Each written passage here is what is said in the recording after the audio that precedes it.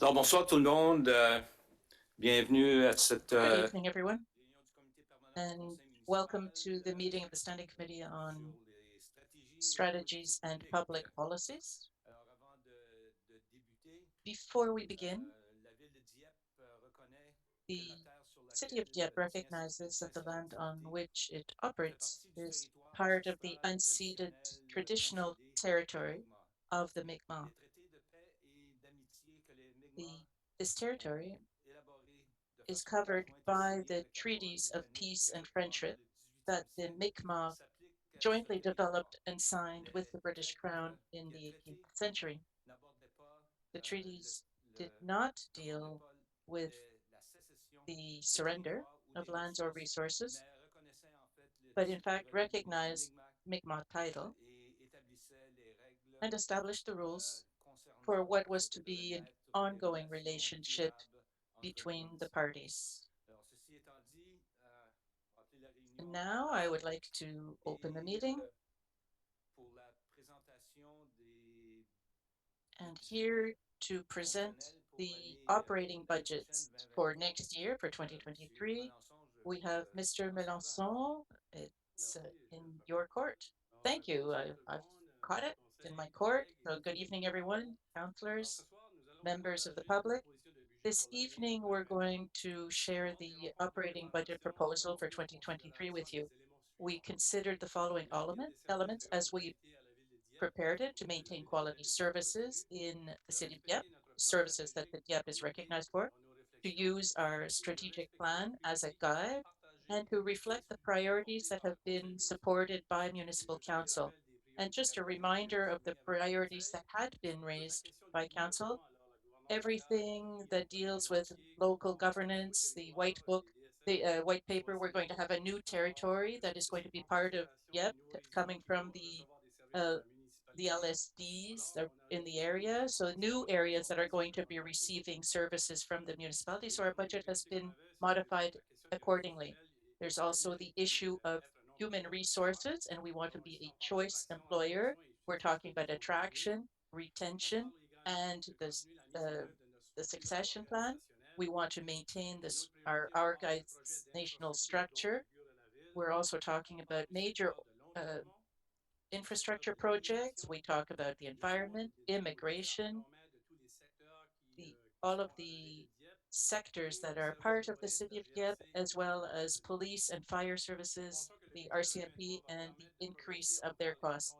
Now, we hope that this budget will meet the needs of councillors. We also took into consideration the reality of the tax base and the assessment of the properties by maintaining a responsible financial balance. I would now ask the Director of Finance to present the 2023 draft operating budget to you.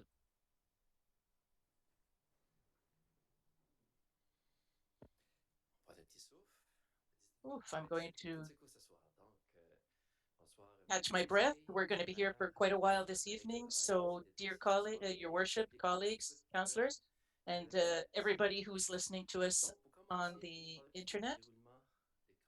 First of all, I'm going to explain how we're going to proceed this evening. It's changed since last year, and lack of staff on my side, we changed the presentation somewhat. Normally, every year we had the presentations of the capital budgets that were followed then by the operating budget. Except this time, we're going in the other order. We're going to deal with the operating budgets first, and that's what we're doing here this evening. On November 1st, we're going to go over the operating budgets, the water and sewer operating budgets, and Mr. Como is going to talk to you about the building renovation and replacement program. And then in 2 weeks, we're going to hear the capital budgets and everything that comes under that, asphalt repairs, trails, and so on. Following that, on November 28th, at the public meeting, we should be authorizing the operating budget that we're going to present this evening and the capital budgets that will be presented in 2 weeks. And on December 12th, we are going to adopt transfers to the reserves. That's when you are going to vote on their transfers to reserves or from reserves. So without any further ado, I'm going to give the floor to Mr. Como for his presentation.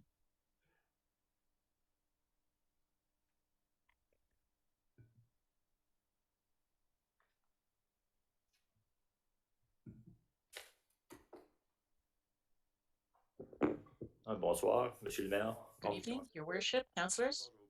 This evening, I'd like to present the building renovation program for 2023.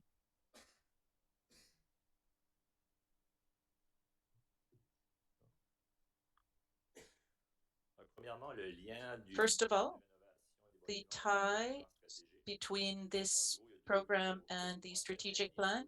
Well, we want to maintain the existing infrastructure in good condition, as well as to improve and optimize the existing infrastructure. One of the things that we use in order to maintain the condition of our buildings is what we call the facility condition index. It takes into consideration the repairs that are necessary, things that are broken, the roofs that must be replaced, divided by the replacement cost, but divided by the total value of the buildings. The last time we had analyzed these buildings thoroughly was in 2017. Since then, we have been updating the figures, but we had analyzed 21 of our buildings at the time, and the total values of the replacement value for all of these buildings is $100 million. Last year, for this year, as a matter of fact, for 2022, the facility condition index was 0.8%. So just to give you an idea of what that means $800,000 of maintenance that is necessary that haven't been done. So it's fairly, this 0.8% is a good level. Now, if we look over the next 10 years, through our analysis, we had calculated that we would have $8.2 million of renovations necessary, which means that if we do nothing, no retrofit, no renovations, no repairs of our buildings for the next 10 years, our FCI, the Facility Condition Index, would reach 9%.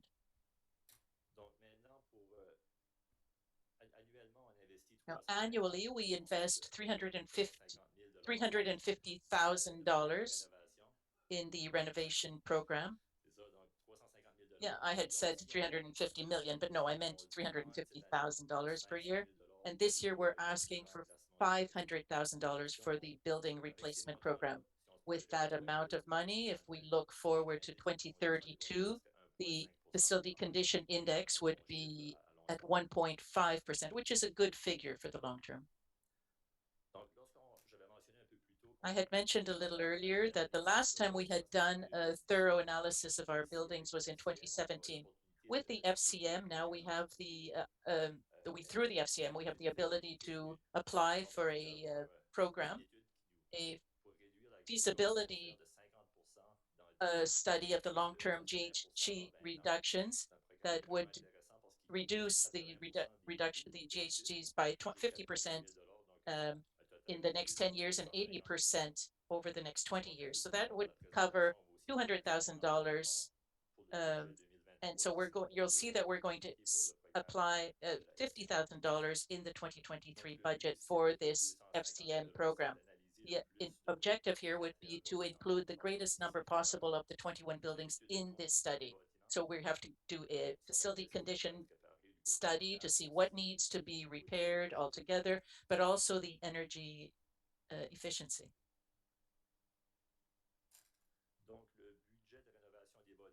So the 2022 renovation building, we had asked for 350, well, in 2023 rather, we're asking $350,000, the same as for this year.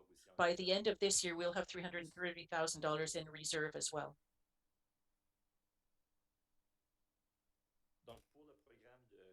Now, for the building renovation program, what are we expecting in 2023? We have to repair the foundation of the youth house, worth about $10,000. And here at City Hall, we need a new boiler. The boiler needs to be replaced. It's usually replaced every 15 to 20 years, but there are improvements, possibility of making energy improvements as well. So we're going to address a number of problems in 2023 by changing the boiler. At the Uniplex, we had finished most of the floors in the common areas in the first floor and second floor lobbies, but we hadn't finished the floor in the spectator section on the Uni and IGA side. So that's what we're proposing to do that in 2023. At the operations center, because of the increase in the number of staff, we have to redesign, refurbish the offices for $100,000. And as I uh, through the FCM, as I mentioned, there would be $50,000 to study the condition of the buildings. Now, I just talked about the building renovation program. Now, this is the building replacement program. So this is major repairs, for example, replacing a roof. Last year, we had budgeted $400,000. This year, we're asking $500,000. At the end of this year, we'll have 1.462 million in reserve. So what are we expecting to do in 2023? Well, we're going to change the roof of the Dieppe market. The Dieppe market is in two parts. There's the older part of the building and the part that was just built in 2006, 2007, around then, under 20 years ago. So it would be $150,000 for that part of the building to change the roof. And then the youth house, the parking should be redone. It has to be the station, this parking that needs to be redone altogether. It has to be, dug out and redone completely for the parking at the youth house. And that's all I had to present this evening. I don't know if you have any questions or comments. Questions? Councillor Lantaigne. Thank you, Your Worship. I have a question on the Uniplex. You talk about the finishing of the flooring in the spectator section. Wasn't that included in the construction? And if not, why not? Well, during the construction, the floor was left as concrete, but in the specs, we had, I mean, it's nice, better if the cement is polished, the concrete is so right now it is polished concrete and it's been treated, so that gives a better quality of flooring. It's easier to maintain. No, so this was a decision that was made afterward? Yes.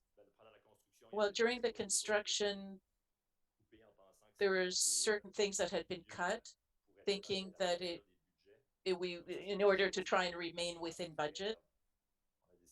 But afterward, we decided it would be better, and we did it in the other sections of the building already.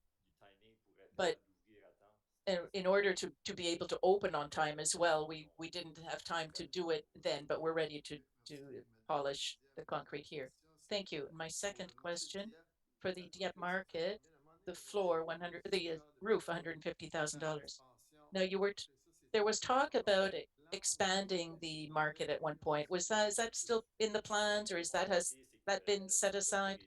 Well, the roof is due in any case, but at the same time, yes, there is an analysis being done looking at an expansion. Now, according to our structural analysis, the extension would be beside that, not on top of it. So according to the structural analysis, it was limited what we could build on top. So the roof has to be changed anyhow. So you're not planning on doing that in 2023? Well, no, you'd have to ask the question, but it's not in the budget, is what I'm saying. It's not in the budget to replace to extend the Dieppe market. So while the project is still on the table, we're finalizing the plans and specs. And once that's all done, we're going to submit it, and we wait for an answer from our partnerships. It all should be finalized and submitted in 2023. Thank you. Thank you. Councillor Boudreau. Just a brief question. I see that our buildings are in great shape and they're in the good range here. But I'm just wondering, eventually, are we're going to have a director of environmental matters? Are we going to have a budget in order to reduce GHGs in buildings? Have we thought of saving money now for that? I don't know. Is there a way of moving the money around so that we could move closer to that target quickly? Well, right now, when we do any renovations, we also take the environment into environment. So we've talked to the FCM and with NB Power for some of these renovations. Whenever we change anything, the for example, we change lighting to make a more efficient lighting, or the boiler will be a higher efficiency as well. But I agree that it would be useful to go to the next level, but there might be other amounts available to change other things, to renovate other parts of the building. Now, in this study, the FCM study, it's going to give us an indication of how we can have better buildings in the end. Okay. And when you talk about a reduction of 50% of greenhouse gases, is that, for example, right now, the federal government is basing its numbers on, it was saying 40 to 45% based on 2005 by 2030, and then, and what do we want to do by 2030 or by 2050? Well, I, I'm not sure if, I mean, I don't know if we can say that, well, I'm saying no, rather, I'm saying that we want to, reduce by 50%, but I haven't read the details of the studies or the benchmarks. Thank you. Thank you. Councillor Thibodeau. Thank you, Your Worship. My question follows Melissa's.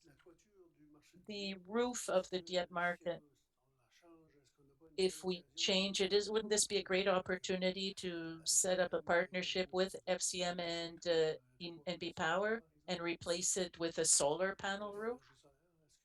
Something that would use solar power? Have you thought of that? Or, well, no, we hadn't considered that option, but the first step would be to see if the structure could take the extra weight, because the building isn't very new. Now, there are other buildings in the municipality that would be candidates for that, but it might be interesting to see if we could reinforce the roof to allow solar panels, but that's not in the budget right now, but it could be an option, yeah.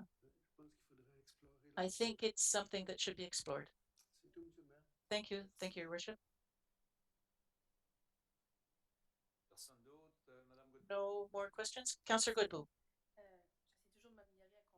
I'm always trying to better understand the figures. So when you talk about the facility condition index and the replacement value, it's a major, big numbers here. The replacement value, last year we had 100 million. This year we also have 100 million. Could you explain the somewhere in there? I think because we've increased because of the property assessments, but perhaps we've lost money elsewhere, or, well, yeah, maybe we should have increased some of our other numbers, but our last review was in 2017, and now we want to take advantage of the FCM program. So I didn't want to increase that because it was perhaps because of the value of everything, the value of the assessments that have gone up so much. It might be 120 million or more today, not only 100 million. Well, that's why I'm raising the question. I think it should be higher than this. I'm using the figures in order to assess it 1 year to the next. And when I look at what we had said last year we had seen 1.37. This year it's 2.08%. But I I'm not comparing apples to apples, of course, I understand that. But I'm raising the issue for next year even. Well, yeah, and the numerator has increased as well over the last few years because my evaluations are perhaps a year or two old already on certain things. Mais c'est So, ça qui merci, well, ça m'aide thank you. avec ma Well, deuxième that question qui helps est me l'année with my prochaine, second votre question. projection And I had est en asked it cible last ou pas? year. Tu sais, dans le What are range we de 1 à targeting 3 est-ce here? que What vous are avez we comme trying cible? to Puis dans le temps, target tu sais, le range as a des city? Now, we zéro were à looking 5 at the tu range, this disais range from 5 à 10, zero mais five si jamais on fares, cible 5 10 to 10, but we had said des that fois, on semble aller dans une six mauvaise percent direction. On est à 2 was on est à good, 7 but l'année passée, now puis cette we année, were là, on semble we were avoir really plus low comme last year, and now we're going plus de even lower. mouvement, So puis ça devient encore plus what's polarisé. the philosophy? Why are we going Moi, even lower now in comme the conseil qu'on FCI? devrait interpréter Why? ça, aller How vers une should we cible interpret cible this plutôt as a qu'à 6? council Est-ce qu'on devrait rather than are we plus conservateur becoming dans notre more approche ou conservative c'est quoi la philosophie even là-dedans? more? What is the philosophy behind that? La cible est Well, 6 currently présentement. the target of six isn't being used as much these days because we have buildings that are fairly new, and so we don't want to let them go because we don't want to have to catch up more later on. But so we we we we always try to remain as low as possible. Zero would be the best, would be ideal. It means all of our buildings are in perfect condition. So the lowest we can be, the better it is without having to add millions of extra dollars last minute. But I don't know if that Merci, answers ça your m'a question. aidé dans mes Thank you. réflexions. That'll help me in my considerations. Thank you. And I don't see any other questions. Thank you for the presentation. Our next target then.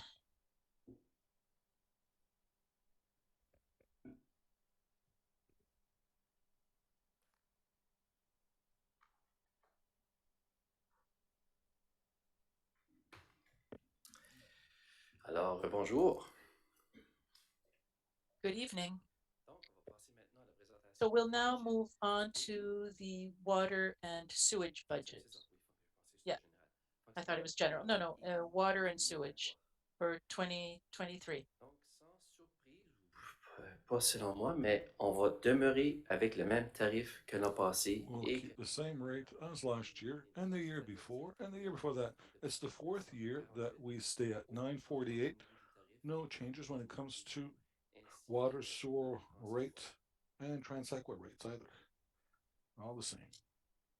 au niveau des revenus, Now, in terms of revenue, the way we'll distribute donc, this, au niveau de revenus de l'eau, in terms of 5,8 water revenue, millions. Et there's l'eau à 5,78 millions. 5.8 million and sewers at 5.8. It's similar, 40% in one and 39% in the other. It's an increase of about 350,000 compared to last year.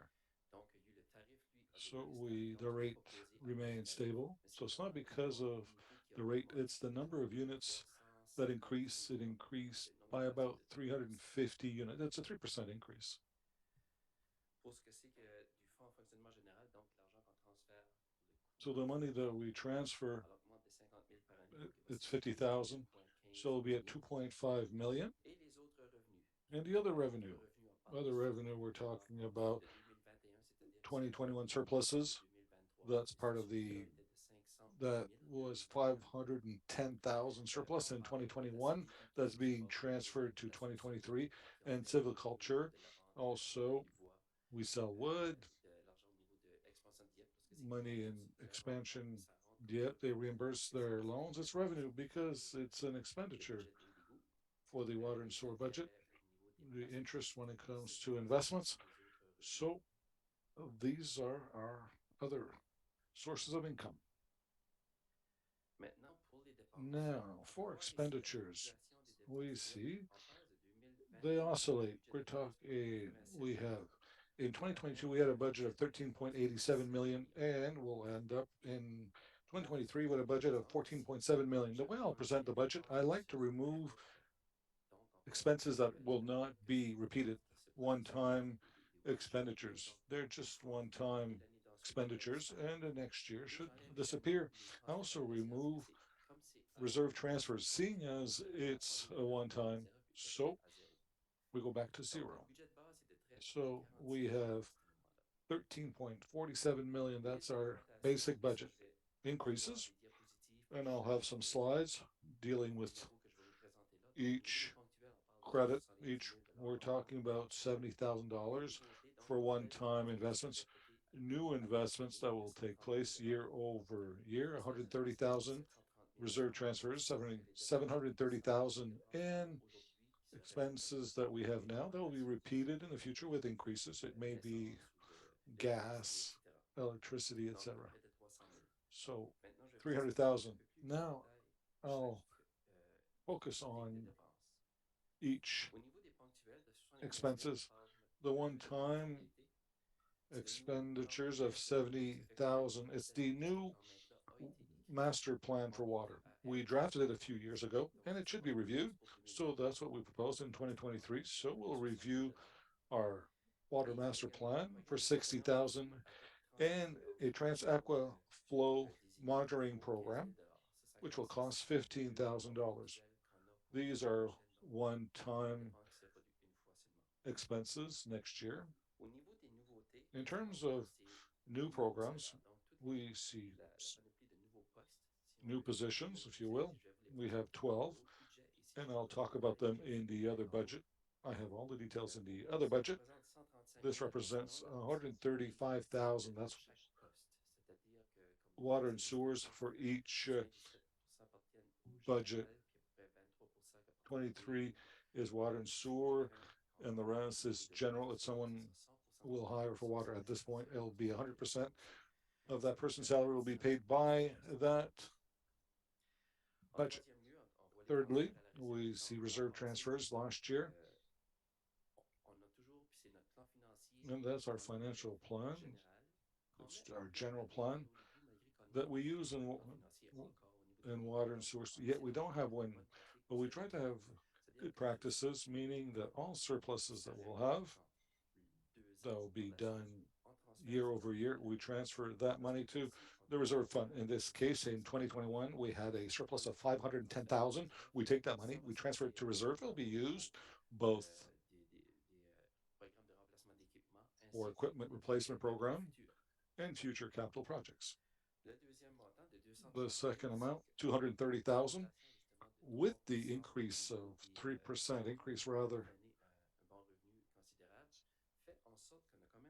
So we have 230,000 in surplus in 2023.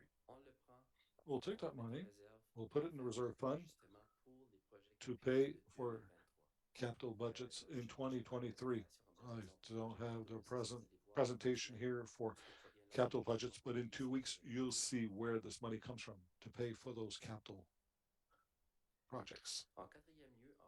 Fourthly, we're talking about existing expenses that were there last year, and they'll continue. The main one is 190,000 for water purchases from Moncton. We have to say last year was an exceptional year with 43 cents a cubic meter. We hadn't seen these rates since 2013. In 2014, that's when we went above 50 cents. And I'd say over the last 10 years, the average is around 56 cents in buying water from Moncton. So with an increase of 43 cents to 94, with an increase of 43 to 49 cents, we're talking about a 6-cent increase. We're talking, you do the math, that's about 90,000 additionally,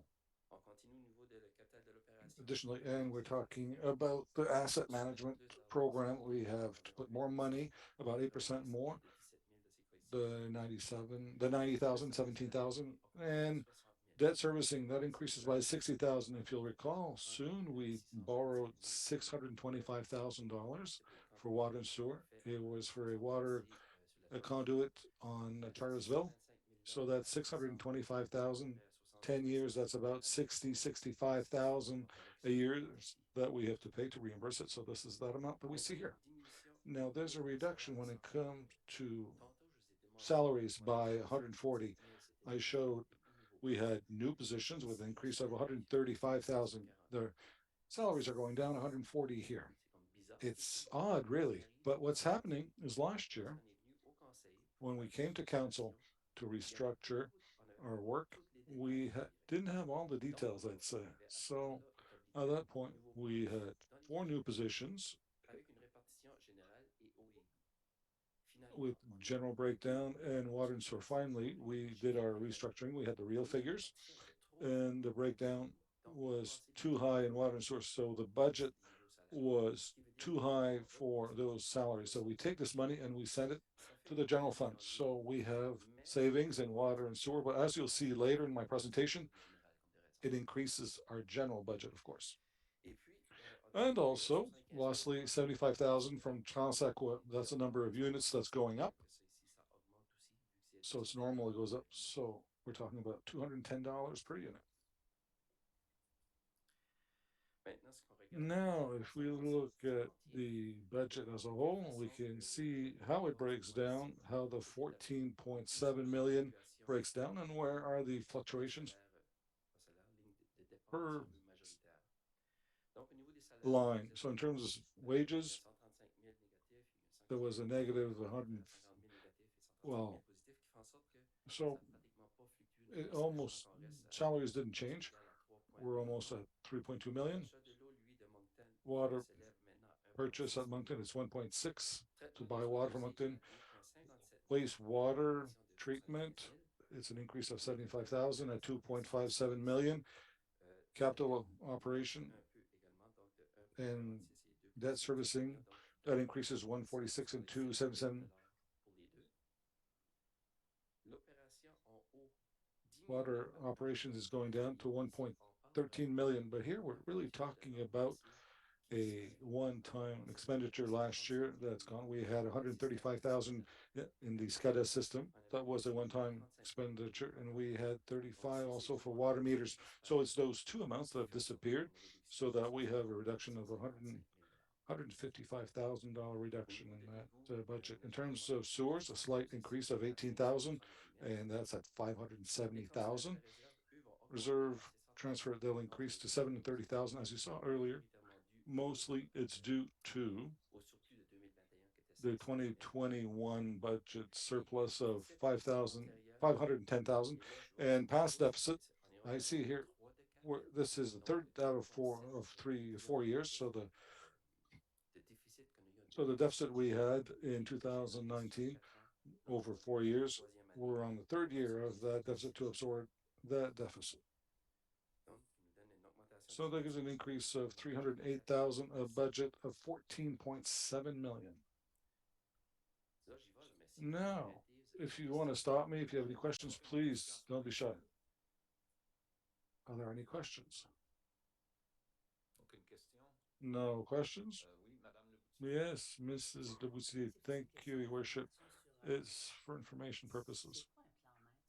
What's the master plan? What does that look like, a water master plan? Is it to look at what has to be changed over the next 3 years? What is it exactly?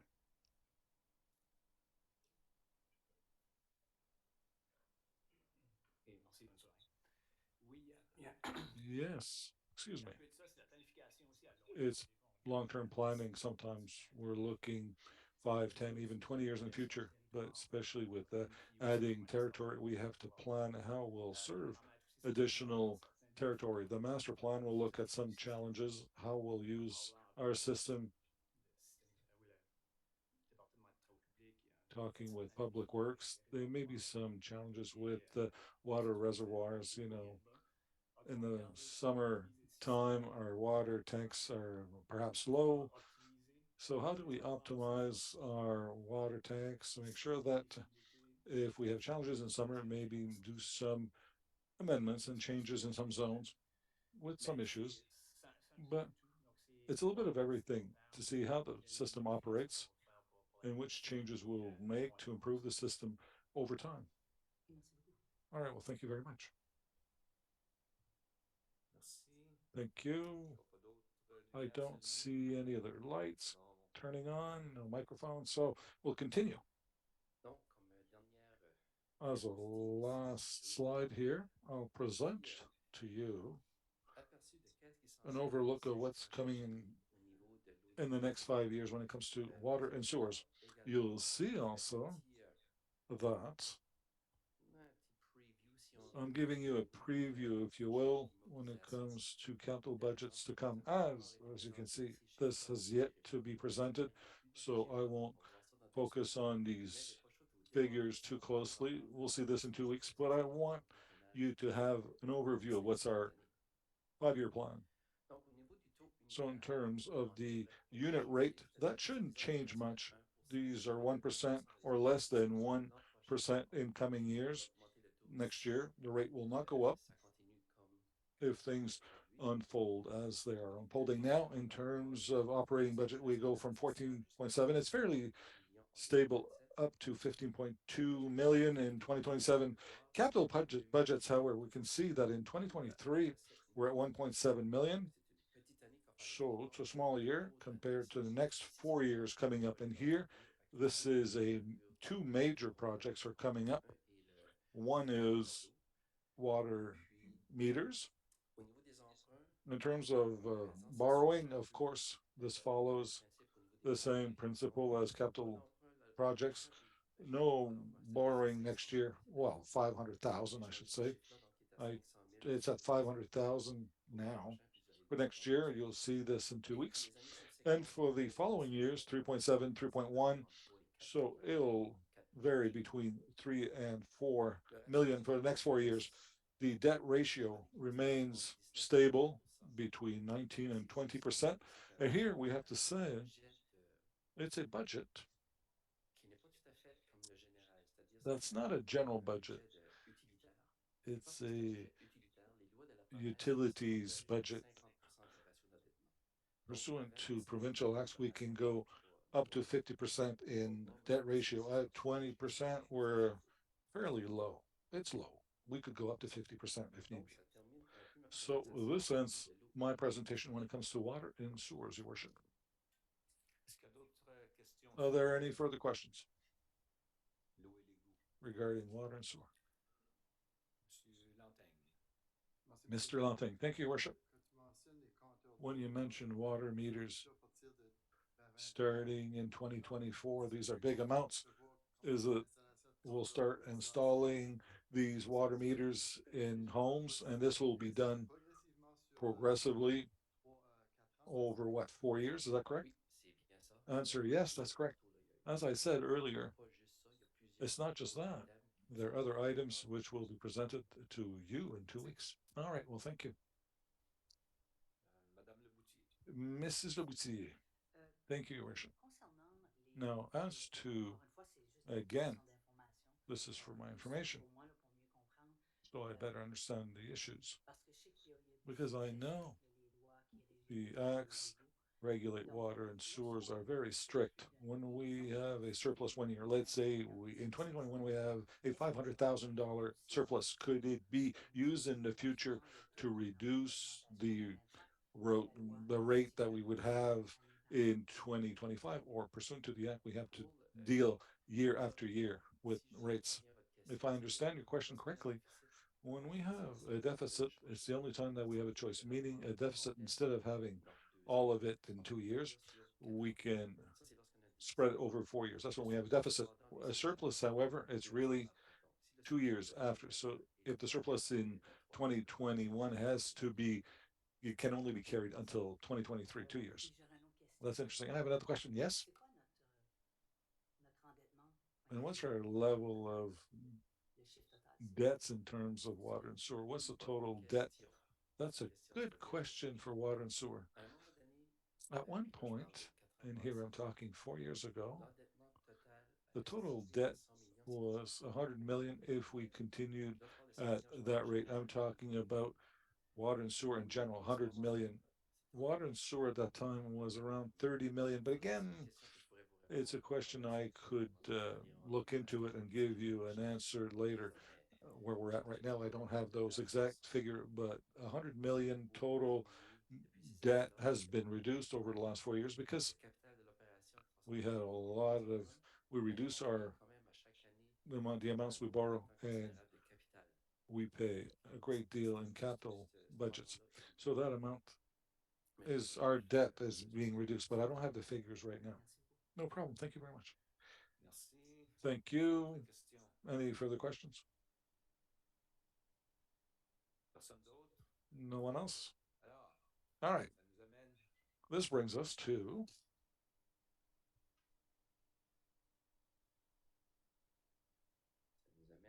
what brings us to the operating budget, right? Our general budget.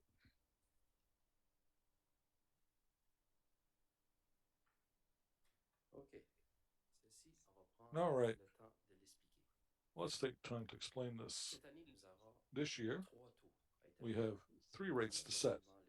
Not only the rate for Dieppe, we also have a rate for the two LSDs that just joined us starting, well, in 2023, January 1st, 2023, following the reform, as Mr. Mélenchon mentioned earlier. So first of all, if we talk about the Dieppe rate, right now it's at $1.5395, so almost $1.54. What we propose is a 7-cent reduction in the rate. The 7 cents, what it would do, and all the information I'll share with you, we'll see this later on, but I'll tell you right now, and we'll talk about this later. It's important to grasp this.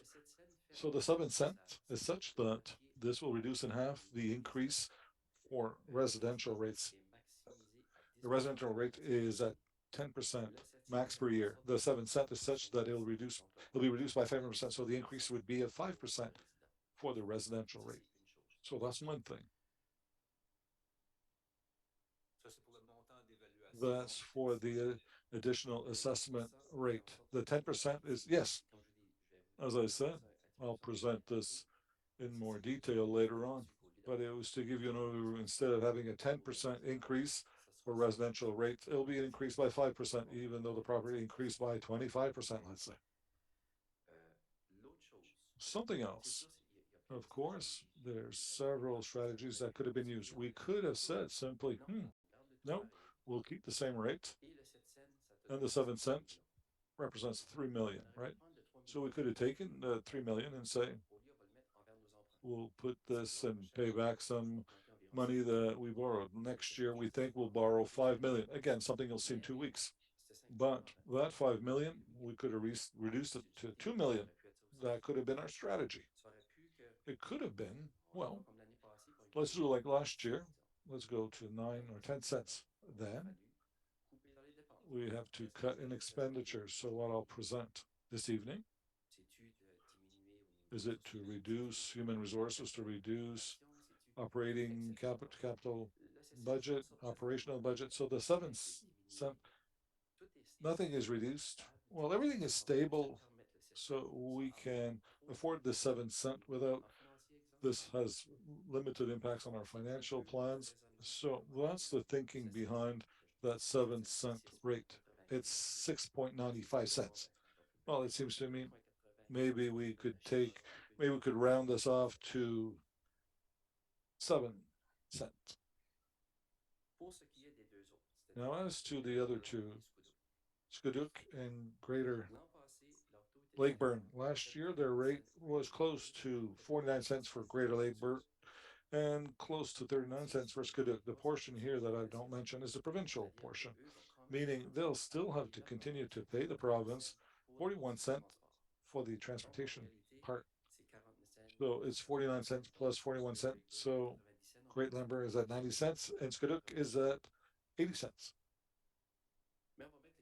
Now we'll take this 41 cent aside because it's not ours anywhere at any rate.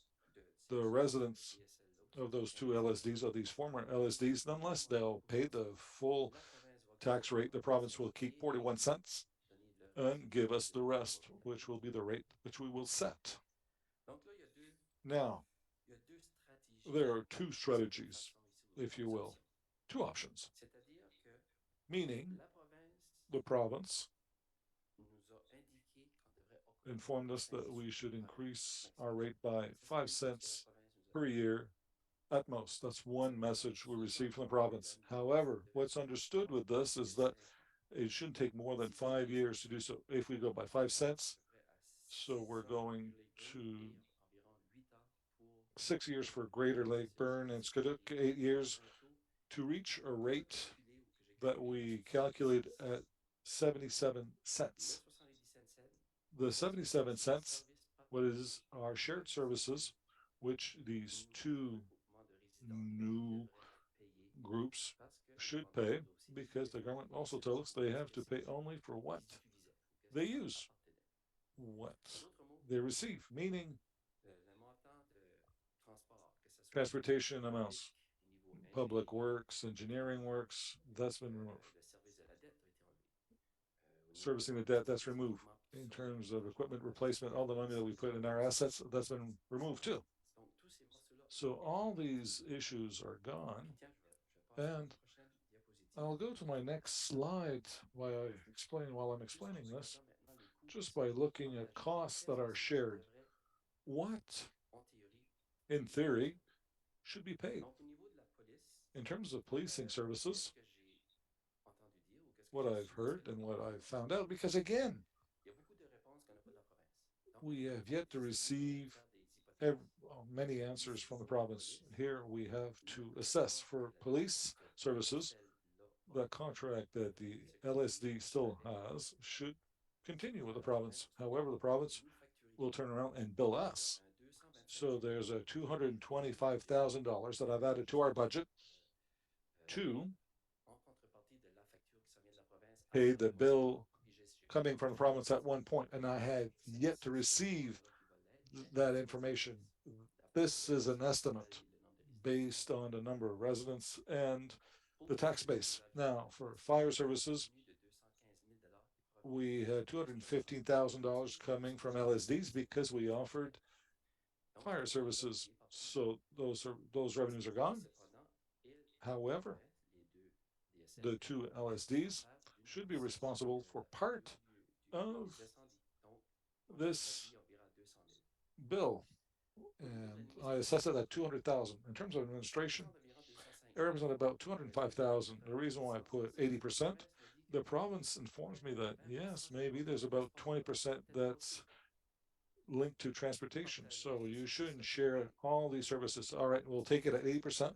So this represents about 205,000. In terms of recreation, again, they have access to pools, arenas, etc. So that's the full amount calculated here as shared services at 285,000. There are others, in planning, solid waste, maintenance, street lighting, etc. I assess this at 150,000, and they're also entitled to a reduction. It's part of the revenues that in theory belong to them in terms of construction permits for arena and pools, 135. So all in all, it's $930,000 that should be billed to them. And I say bill, rather that should be reflected in the tax rate. Because with the tax rate, which I've calculated, which is an increase of 1/5 of the 77 minus the 39 cent for Skaduk and minus 49 divided by 5. So I've added the 1/5 for 1 year. So that brings us to 660,000 that we should receive from these two former LSDs, to show that nonetheless there's a deficit and that 270,000 is being absorbed in our budget. So this will be done over a 5-year period. So that 270,000 will go to 235, 230 next year, etc., until we reach zero, to reach the 77-cent rate. That's the thinking here, which we've used. So we do this. This is a 5-year plan to catch up with the tax rate. I have yet heard from the province whether they've accepted this. This is what I'm proposing between now and the 28th, when budgets will come before you. Probably we'll get some answers from the province, and maybe if we have to change to 5 cents more, then we'll make those changes. And for your information, I use this method, or I use the additional 5 cents a year. It represents in tax and tax and property taxes about 10,000. Well, this will have a bigger impact for those residents and these two former LSDs. But this is what I'm presenting here in this slide. Before I proceed, do you have any questions? Any questions now?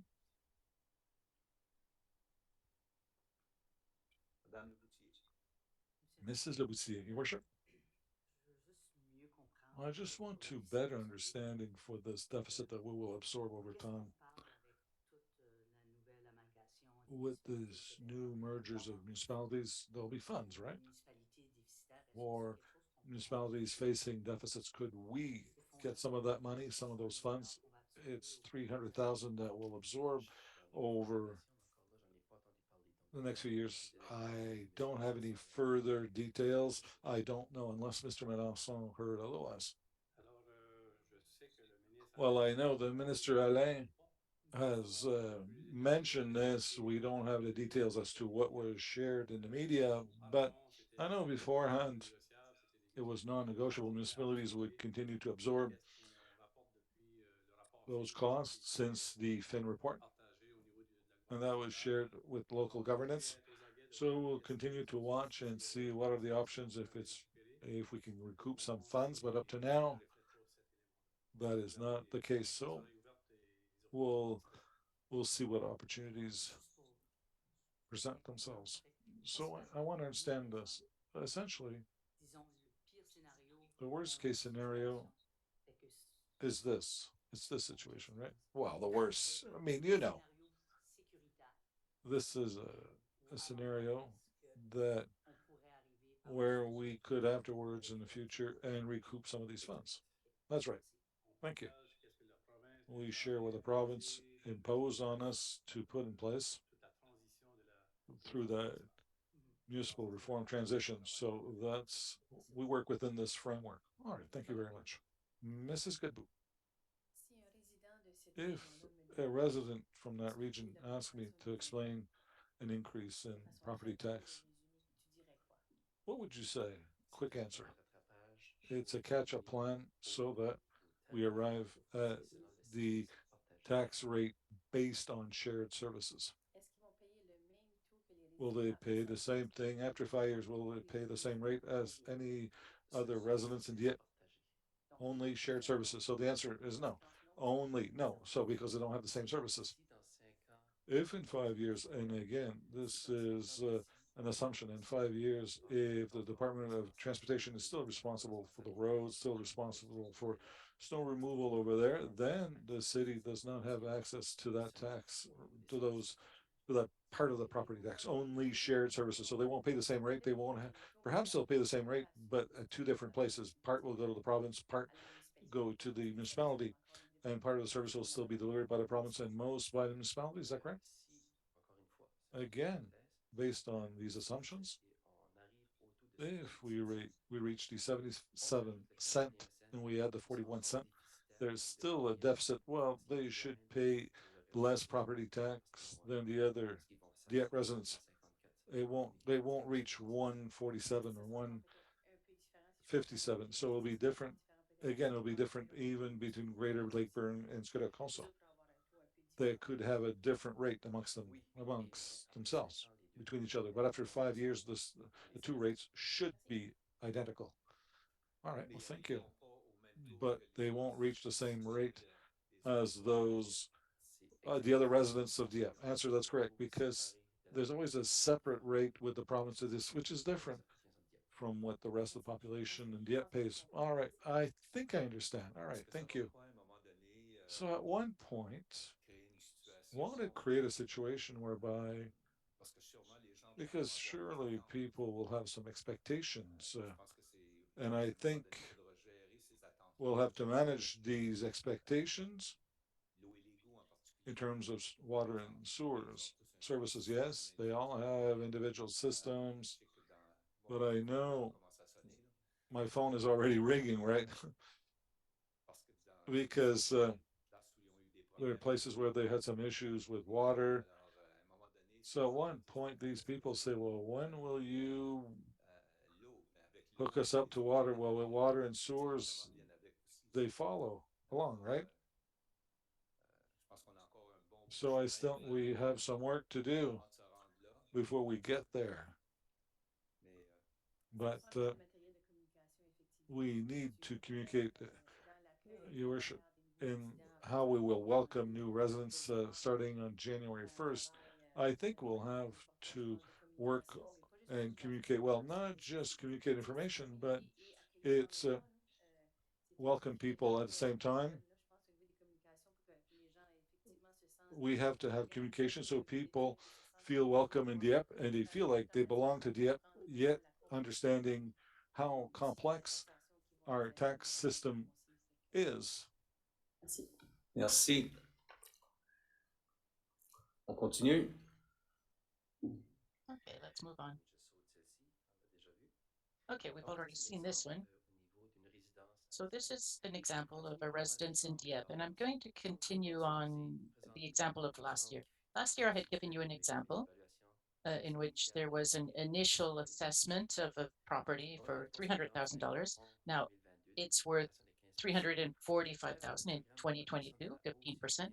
But with the protection of the increase program, there's a $15,000 that will not be taxable. So the property would be assessed for $330,000, but with a reduction of the tax rate that went down, at the end of the day, it was an increase of 4% that the resident was going to have to pay rather than 10%.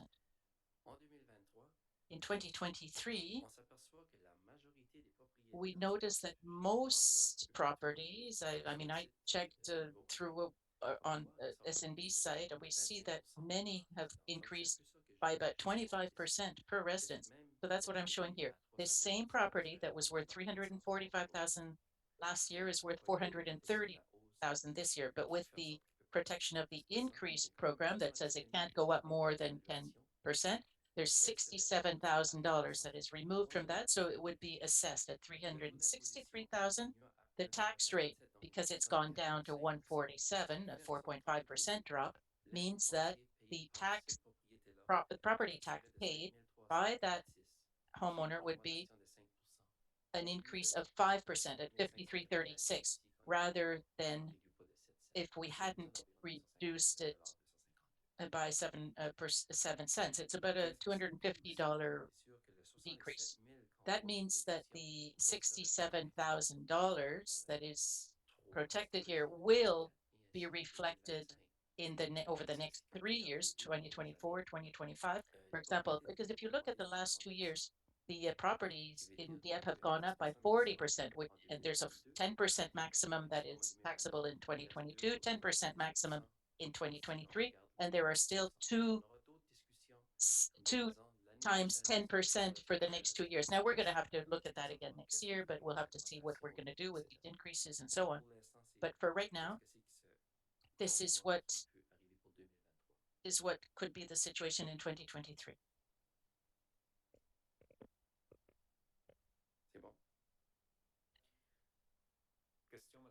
Okay, questions. Councillor Godbout. Okay, now at the association, the ACFNB a few weeks ago, we said that there was a presentation on projections of tax rate, and there might have been decreases in 2024. They weren't necessarily going to keep going up. There might be a couple of years of growth and then a drop. In the assessments, you mean? Yeah, no, the value, the property values. So we were looking at that at the Association des Municipalités Francophones meeting. And now in that kind of scenario, would in that case, would we have to increase our tax rate in order to maintain the stability? Well, if there was a drop in 10% of the assessment rate, there's 20% that we still need to catch up, so they would still be ahead, if you will, if the value of the properties would be still higher than what they're being taxed at. Okay, no further questions. Please go on. Now, this is something that we have never discussed in the past. This is something completely new. We're talking about the non-residential rate. In the past, the non-residential rate, well, to calculate it, we would take the residential rate times 1.5, and that was it. Now, the government is giving us the flexibility and the ability to change that 1.5, to raise it to lower it to 1.4, or to raise it up to 1.7. That's the flexibility the government has given us. The reason for this is that the province of New Brunswick is reducing the non-residential tax rate because currently a non-residential property is taxed by the municipality and by the province. So if we use this example that you will see on your screen, it'll help you understand. In 2022, the rate was 1.5395 times 1.5 gave 2.31. That was the municipal non-residential tax rate. And then the government had a rate of $2.07, which gave a total of 4.38. Each non-residential property was taxed at 4.38 cents for both the municipal and the provincial parts. The province is reducing their part. So they had started in 2021, actually. Their rate was $2.18. It went down to $2.07 and to almost 97 in 2023. And it's going to continue going down in 2024 to reach 1.95, unless I'm mistaken. And that's what they want to do, to reach 1.95. That's the objective. So that gives the municipalities, and the way the government explained it, it gives the opportunity to the municipalities to increase its ratio from 1.5 to 1.6 or 1.7 to get money that the province used to receive in the past, but now would go to the municipality. And for the commercial or non-residential rate, their rate would remain the same, pretty stable. So what we're proposing in 2023 is to have that ratio at 1.6. By going to 1.6, that will give a residential rate of 2.35, which gives a 4-cent increase approximately. At the same time, the province reduce their rate by 11 cents. So at the end of the day, this property would have about a 7-cent reduction on their total bill, if you like, from 438 to 432.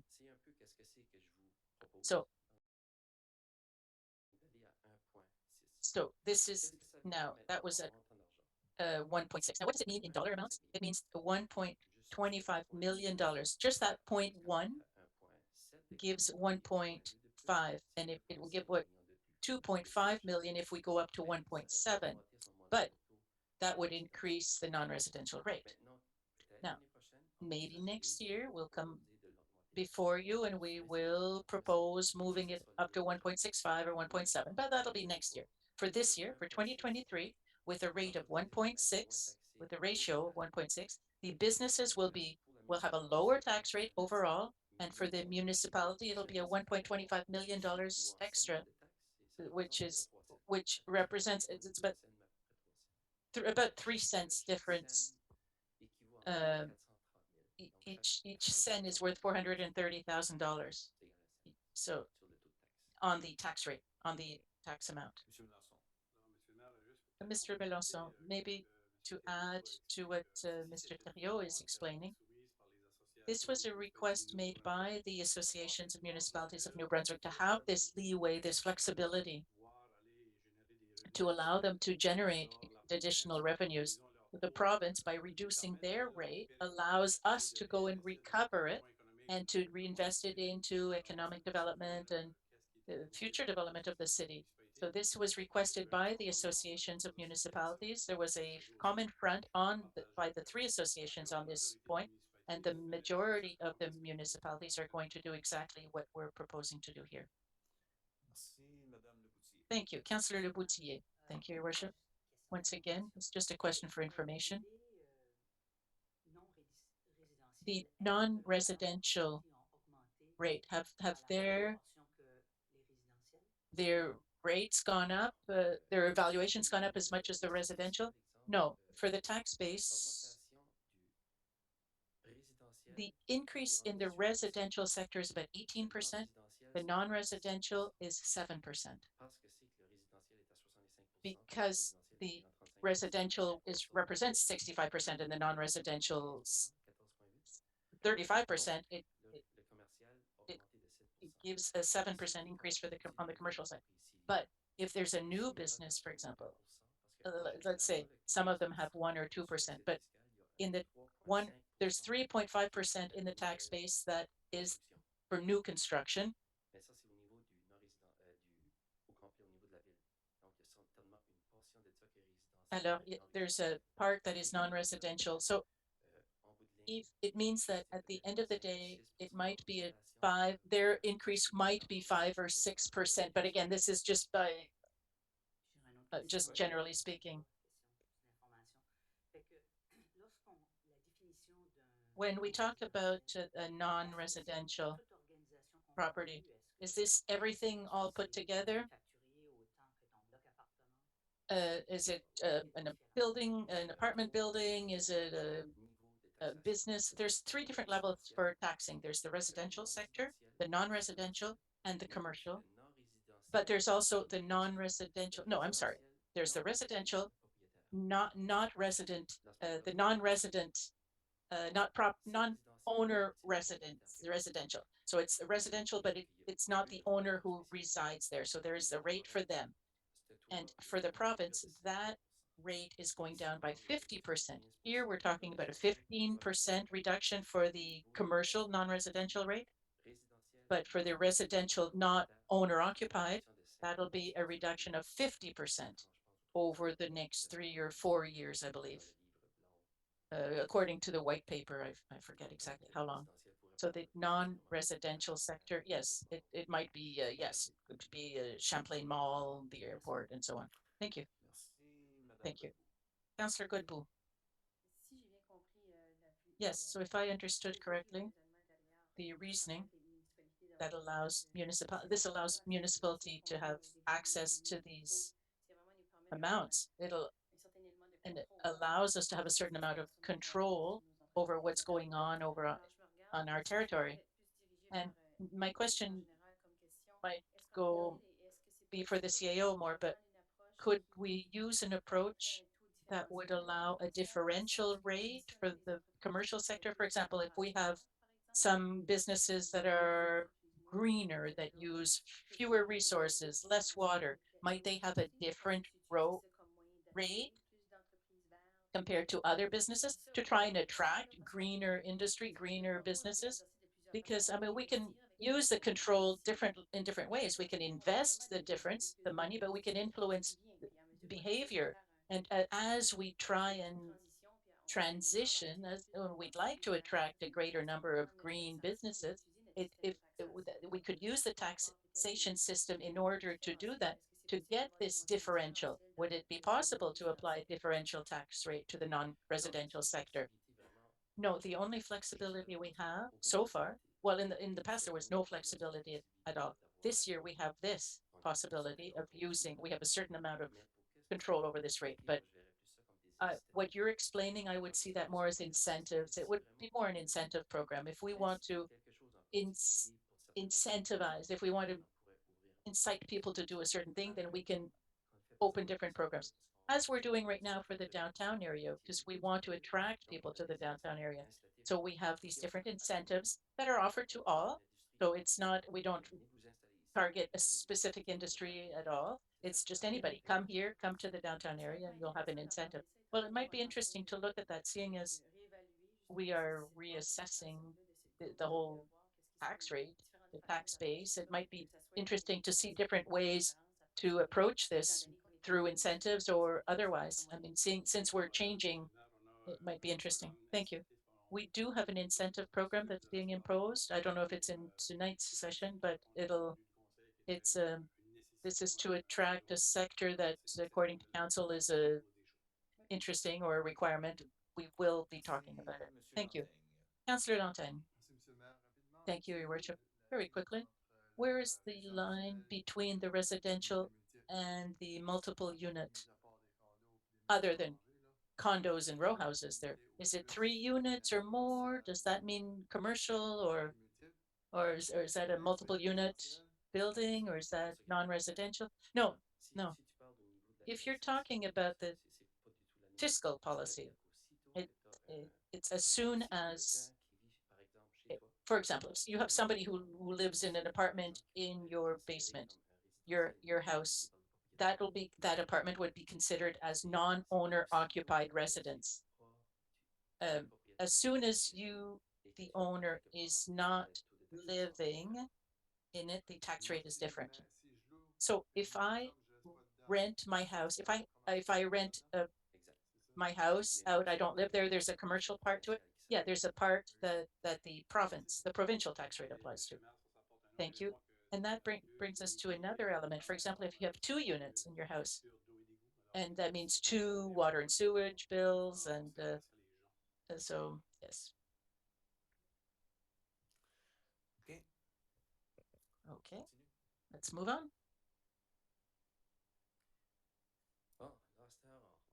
So now we're getting into what is more normal, if you will, the same as we'd seen in the past, and I'll just highlight the new expenses for our 2023 budget. Now, in terms of the sources of revenue, in other words, we can see an increase of $7.8 million. Most of it comes from property tax, and I'll explain it in the next slide. But the grant, the funding grant has gone up as well. We used to receive 1.1 million. Now, what the government has done, it's reduced the funding grant by $200,000 to orient it to new programs that are offered by the RSC, the Regional Service Commissions. So in our case, it was more or less the same, which means that in the past we had received an estimate of what it was going to cost us extra for these items, for community development and transport, public transit, planning and development. I think there were 5 in all, and it was going to cost us about 225 to $235,000 extra. But the province in the end came back and said, "Oh, we're cutting your funding grants by 20% and sending that to the RSC. So our bill isn't going to be higher, but on the other hand, we just lost 20% of our revenue." So that's what I'm presenting here. And other revenues, $600,000, which gives 5.1 million. That's going to be presented in the next slides as well. So now, the mandate for property tax. We received $57.5 million worth in 2022. The 14.8 increase in the tax base would give us a $8.5 million extra. Furthermore, then there's this non-residential ratio that I explained that went from 1.5 to 1.6%. That would give us a $1.25 million extra. The reduction of the 6.95 cents means a reduction of $3 million in the property taxes, and the LSDs in Greater Lakeburn and Scoudouc will bring in about $700,000. So that's why we say there's an increase of $7.4 million in 2023 for a total of 64.9 million. So this is a new slide, but there are a number of little details that I'm going to explain to you here. So see, yes, we received an increase of tax base of 14.8 million, but it's the 6.95 is a reduction of 3 million as well. Now, for other revenues, the 5.1 million, this is an increase of 635,000. We can see there's a surplus from 2021. It was 600,000 compared to $300,000 the previous year. But all of these amounts, as I mentioned earlier, we send to the reserve. We don't use it to fund whatever, except no general operating activity is funded by this. It goes to the reserve. The transfer from the reserve. Now, this is in order to finance the one-time expenses, new expenses, those that only happen once in a year. And I haven't shown them to you yet, but you'll see that these one-time expenses cost about a $1 million, $950,000, I think. But there are also we had a deficit of 2.7 in the water and sewer budget. So in order to help the water and sewer sector, because 2.7 million over 4 years is a large amount. So this $675,000, we've countered that with $250,000 extra that we sent from the general to the water and sewage over a 4-year period in order to make sure that we wipe out this deficit. So that $250,000 is in the reserve and it's part of the 1.15 million. So this 1.15 minus 250,000 gives $900,000 that is left over to fund other things. Now, what happens practically speaking when we get to the end of the year? If there is a surplus, we probably won't even need to go into the reserve in order to fund these one-time expenses. We're going to fund them from the surplus during that year, which means that there might be we might not use the reserve. For example, this year, I don't think I'm going to have to go get any money from the reserve in order to help with these projects because we expect that we're going to have a sufficient amount of surplus. So that's what we're forecasting. Now, in terms of the ice services, $1.33 million, that's pretty stable, but it's an increase of $40,000. Revenues from the aquatic centers, about $500,000, an increase of 10,000. The construction permits, we had a budget of about $400,000.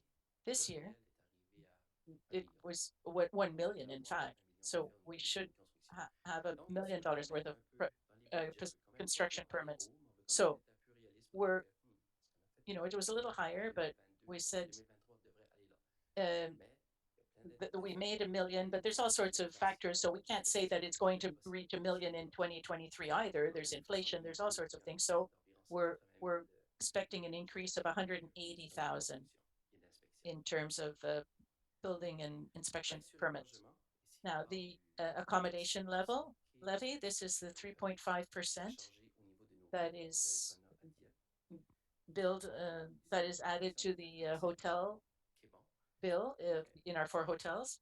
That gives us $300,000, which is great, but 80% of that goes elsewhere. By that, I mean it goes to the organization responsible, the destination marketing organization that covers Dieppe, Moncton as well. So we keep a part of that.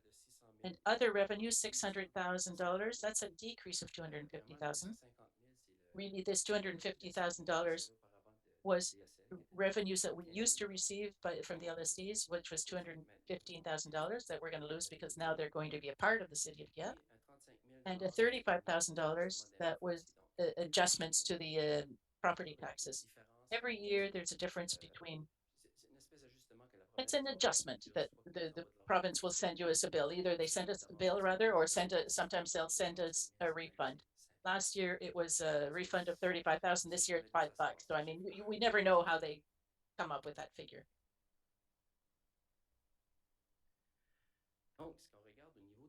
So now, in terms of the expenses, we go from a budget of 63.1 million to a budget of 70.9 million. And like I do every year, I'm going to transfer a certain amount to the reserve, as well as I have the one-time expenses here in order to, and they're deducted from the budget to show you what the base budget is. And I said one time in 2021, but it's actually one-time expenses in 2022. So first of all, we have transfers to the reserve of $600,000, which is the 2021 surplus. We have the one-time expenses in 2023 of 1 million. Any new items, 2023, 2.3 million. And all of these expenses, I mean, there's details that come with these on the next slide. And asset management, that's a big amount, so I've separated it out this year, but we're going to contribute $2.5 million extra to the asset management, and existing expenses 2.4 million to give a total of 70.9 million.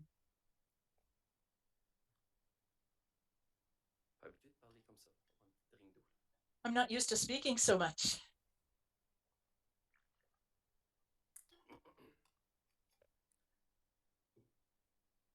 Donc, en premier lieu, So ce sont les transferts à la réserve. first of Donc, all, there's essentiellement, the c'est les transfers to the reserve. These are the surpluses from one year to the next. We put them in the reserve. In 2022, we had a $500,000 that was transferred to the reserve. And it was a combination of $300,000 that were the surplus of 2020, but also another $200,000 that was an estimated surplus that was sent to the capital reserve. For 2023, we're talking about $600,000, which is the surplus from 2021. And here I talked about operating reserve, but in fact, if we don't reduce the operating reserve, it'll be maximized. And so this would go into the capital reserve. So it could be operating or capital. That's a decision that has to be made at the end of the year. Now, one-time expenses, those that we only have once. The first one, $325,000, that's incentives, financial incentives for the downtown area. In other words, it's an expense that is a new item, but it's also a one-time because it might repeat, but only for a few years. So I've put it as a one-time expense, but it could be a new line item as well. But here, so we have a budget of $175,000. That's our budget in the books. We raise it to $500,000 in order to pay what what we think the incentives are going to be in 2023. And in the years 24, 25, 26 total, there's going to be about $800,000 forecast with the plans that we have right now, but then it should go down after that. But so by 2025, we're going to see these go down. Everything will be paid out. But it still represents $5 million of financial incentives that are going to be paid out over the next 8 or 9 years, just to give you an idea of what that means. Now, so we're going to increase the budget to 500,000, and this 325 was going to come from the reserve. The money is already in the reserve. I have 510,000 in the reserve, I think. Once again, we get to the end of the year. If there is a surplus, if it's a sufficient surplus, we won't touch the 500,000 that's in the reserve. The 325,000 here will be funded from the surplus. And so for 2024, there will be $800,000 in the budget, but the money will be in the reserve for that. So that's what I'm hoping. Anyhow, that's what I'm hoping to see that next year. Now there's $200,000 here for an electric panel for Music Art. I think a number of you have already seen the great show we had, the Country Fest in Dieppe. We noticed at that time that we were missing an electric panel here at the Uniplex. So this is to make sure that that we don't have that problem in the future, that we invest in this electric panel for Music Art. That's important. There's a 100,000 feasibility study for these large scale recreation program. $100,000. Now downtown signage. $100,000 was in the budget last year already, perhaps even the year after, and then we hadn't spent it yet, but we were waiting, and but we're hoping to do it in 2023. But it's not a new expense. The money is there. It's in the reserve. We just haven't spent it yet.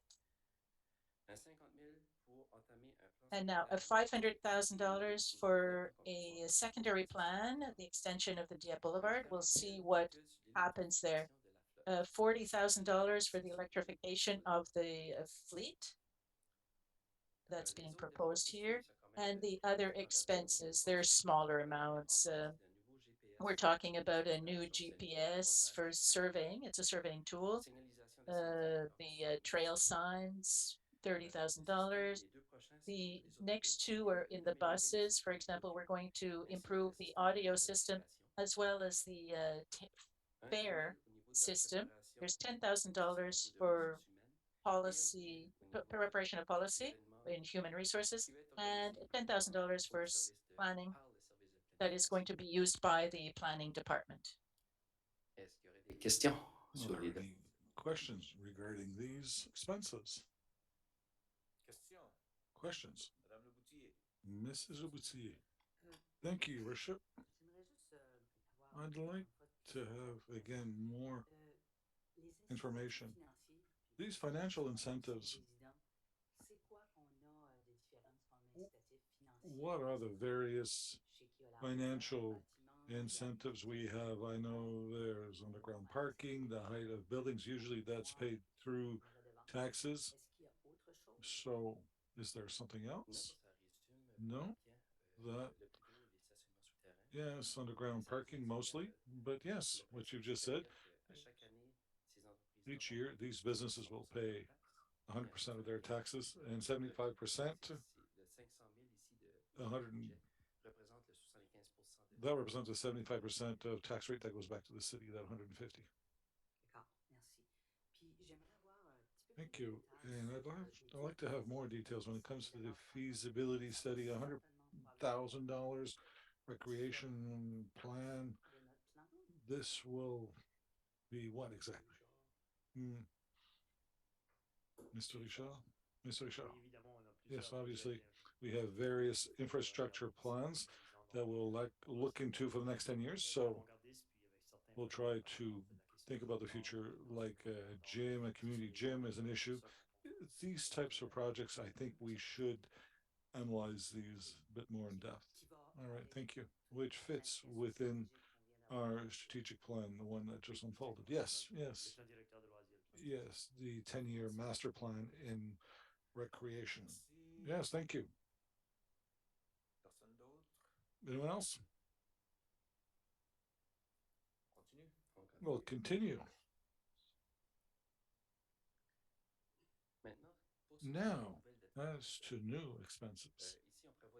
Here, 2.3 million is forecasted. Mostly, these are new HR requests of 1.3 million. And now, our HR director will have the floor and she can present those new positions proposed for 2023. Good evening. Good evening, Worship, Councillors. Well, here you see this is broken down over 2 slides, or spread over 2 slides, but I'd like to point out the process that we undertook this year.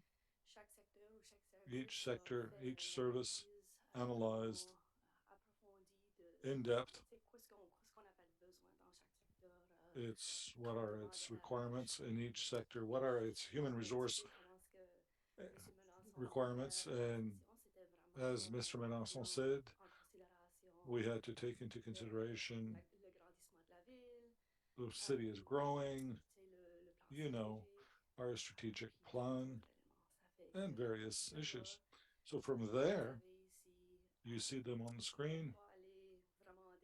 I won't talk about them in detail, but really, simply to say that we'd like to have 2 additional mechanics, 2 attendants in forestry maintenance, one technologist for the tree bylaw, 1 artistic coordinator. Those 2 positions in planning officers, or a planning officer and the city planner here between bracket. This is new in 2022. Mr. Girard came to council for the approval of those 2 positions, but we include them so that you could add them to the budget for the full amount in the year 2023. How do I move forward? All right, sorry. I pressed this. All right, good. Now, we have a coordinator for urban mobility, 1 senior administrator for city bylaw, 1 grant officer, 1 in IT, 1 IT position, with cybersecurity and networking. We have a part-time tourism officer, and now it's a part-time, and we'll bring it to 100% next year. And we ask for 3 additional students for human resources, one for the clerk's office and one dealing with the environment department. That's what we're asking in terms of services. Well, thank you. Mrs. Goodbout, would you like to add on the artistic coordinator and the communication link? I want to understand what's the role that you foresee for that person. Well, of course, and I'll let my colleagues speak on this issue. Thank you for the question, Mrs. Duguay. Well, in fact, it's a graphic artist position, so we can reduce the number of times that we have to go outside for services, but, well, we want more responsibility when it comes to planning and visual identity and a link with our suppliers to try to reduce our costs. So we gave that title for now. We haven't until we find a better title, but this is what we have. We have a little bit of work to identify that position because you gave me the impression that these people that would coordinate activities, arts and culture activities, that's what I was thinking, activities in the summertime. Usually these types of positions is an artistic director, but we're already using this position. We don't want to call it, it's not a director's position. So it won't work with artists. No, no, not at all. Not at all. It's visual, right? Okay, it's graphic. It's a graphic artist. All right, exactly. Thank you. Remind me, last year we added how many positions in our communications department? 0 last year? It was the year before that, right? So we saw this with the new council. That's why the question comes to mind. I think we added someone, right? I don't know why I think that we saw this recently. That position was filled last year. Yes. But it was part of the previous year's process. It was one position. So how many people, if you add another person, will be 5 in that department? All right.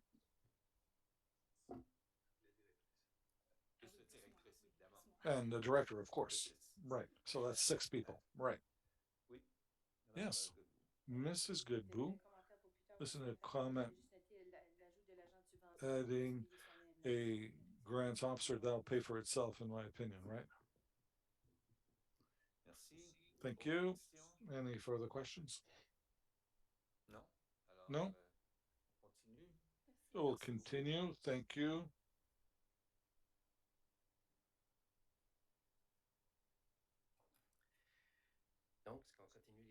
So we'll continue with new expenses broken down in 2. We saw RH, and now there are new expenses, including the RCMP.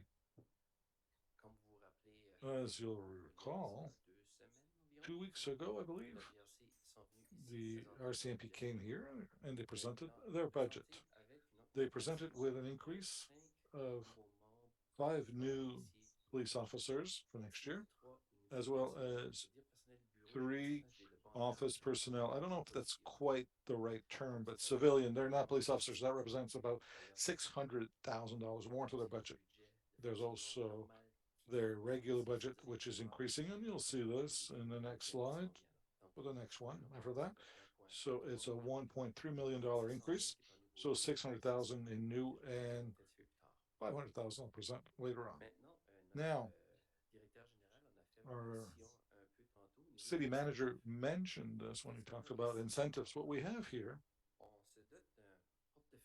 we'll have a budget for affordable housing initiatives. At this point, we don't have many details, but we want to have this budget and then use it in 2023 and have such initiatives.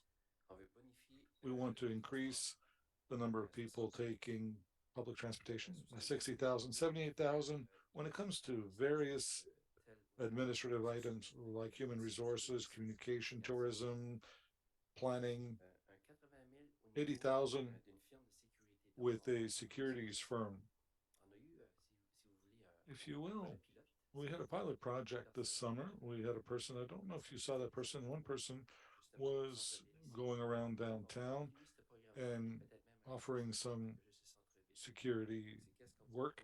So this is what we're proposing, 80,000 for next year. So downtown and beyond, 50,000 when it comes to the snow, the area where we can store snow on Champlain and the snow dump.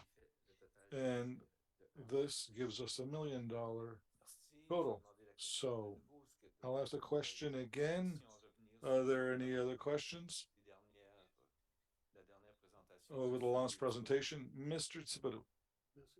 Thank you, Your Worship. My question deals with, we're talking about increasing transportation. Is this new monies being added, or these are initiatives that we announced recently to increase the number of the ridership? Yes, it's new monies. In principle, it's to fill that void that we have between 10 in the morning till 3 in the afternoon from Monday and Friday. So there's in those two sectors, that's what we're trying to fill new with this new budget. Mrs. Boudreau, thank you, Your Worship. My question, I don't know if this is the right time to ask it, but I just don't want to forget it. Last year, we had a presentation from Mr. Girard and Mr. Frenette, and they presented what they did with the environment. And we said that perhaps we didn't have enough budget to do so, maybe new projects we'd like to add to that budget. Is there a budget which we'll talk about eventually dealing with the, I don't know, projects, things, composting program, etc., initiatives, green initiatives? Right now, there was a planning program. It was for sustainable planning. We have about 80,000 in the budget, in reserve. Yes, in reserve. Sorry. There's 50,000. You don't see it because it's a budget that was there and it's been there for several years. So that continues on. 50,000 continues on, which means at the end of this year, there should be about $130,000 in the reserve, plus the amount for 2023. So there's 180,000 available in 2023 to deal with the environmental projects. Okay, perfect. Thank you. Thank you. Anyone else? No, then we'll continue. So when it comes to asset management, it's the first time I break this down. It's quite a lot of money. We'll invest 1.45 million more in operating budget, 1.3 in asset replacement programs. And combined to this, will reduce the amount of debt servicing by 200,000. So all in all, it's 2.5 million, which will be focusing on asset management, and we'll keep that 25%, which the financial plan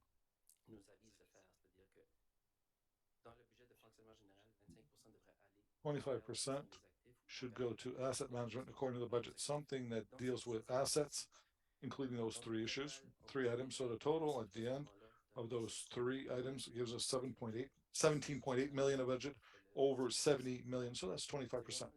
So it's this wave of new money coming in from property tax. We're focusing that money in asset management. That's what we're doing at the end of the day. Now, present expenses, so an increase of 2.5. Most of that money we're talking about wages, the wages that are continuing on, the staff that continue in working for the city. half of that 1.1 million, so about 550,000, is cost of living. It's the increase of the cost of living here we're talking about. Wage increases linked to cost of the living increase. There's still 700,000 linked to, oh, there's 70,000 linked with minimum wage that was announced in 2023 there.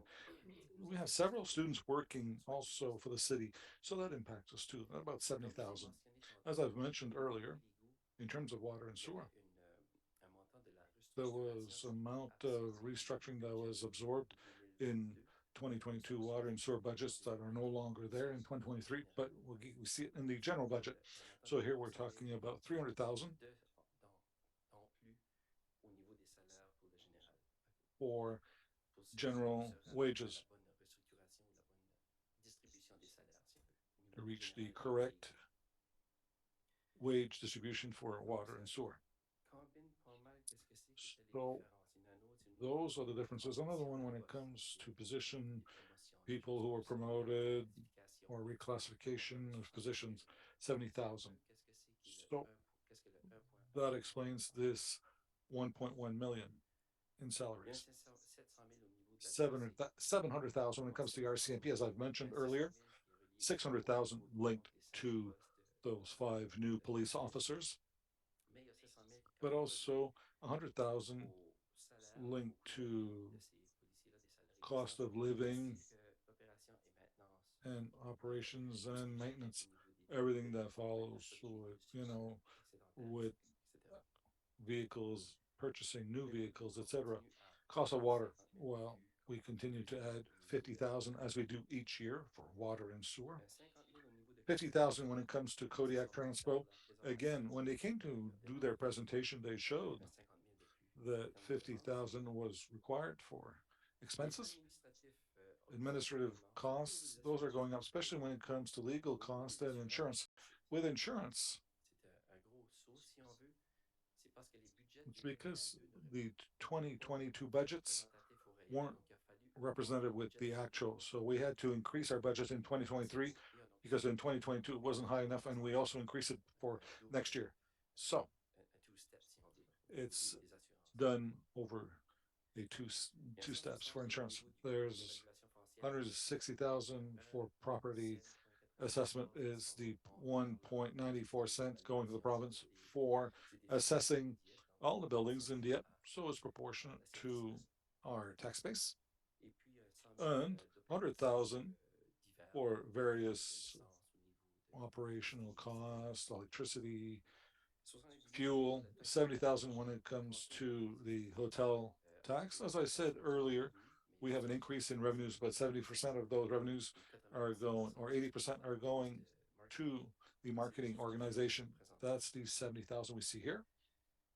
And 65,000 increase when it comes to subsidies, grants, programming like the Imaginaire Festival. We had a budget that went up to 150,000 to represent what we want in terms of programming.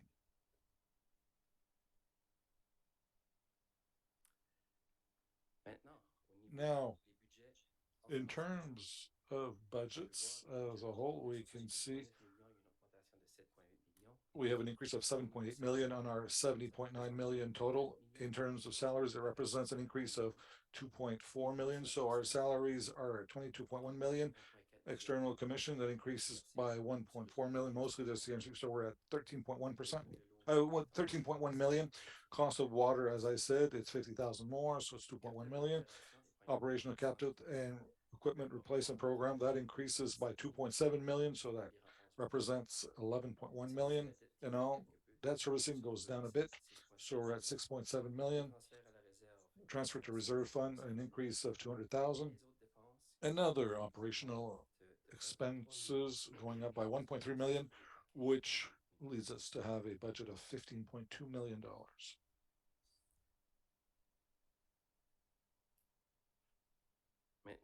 Now, the last thing I just presented, the 15.2 million, I have the details on my next 2 slides, what represents this 1.3 million increase. So will focus on details. Maintenance, repairs, a slight decrease of 85,000, so we're at 1.98 million. In terms of heating and electricity, it remains stable at 2,042,000. Property tax, we see a reduction of 40,000, but it's because the budget of 2022 were too high for the actual, so we had to reduce them. And this is what we see here. Snow removal, a slight increase of, it's at 1 million, so we have a 50,000 increase. This excludes salaries. It's everything for snow removal except salaries because the salaries are elsewhere. Another budget. Assessment costs going up by 160,000. Public and sports field, an increase of 195, so we're at 816,000. Communications, a reduction of 20,000. Grants, subsidies, an increase of 35,000. We're at 600,000. Various agreements, we're at 600,000 at 1,075,000. And I'm losing my voice again.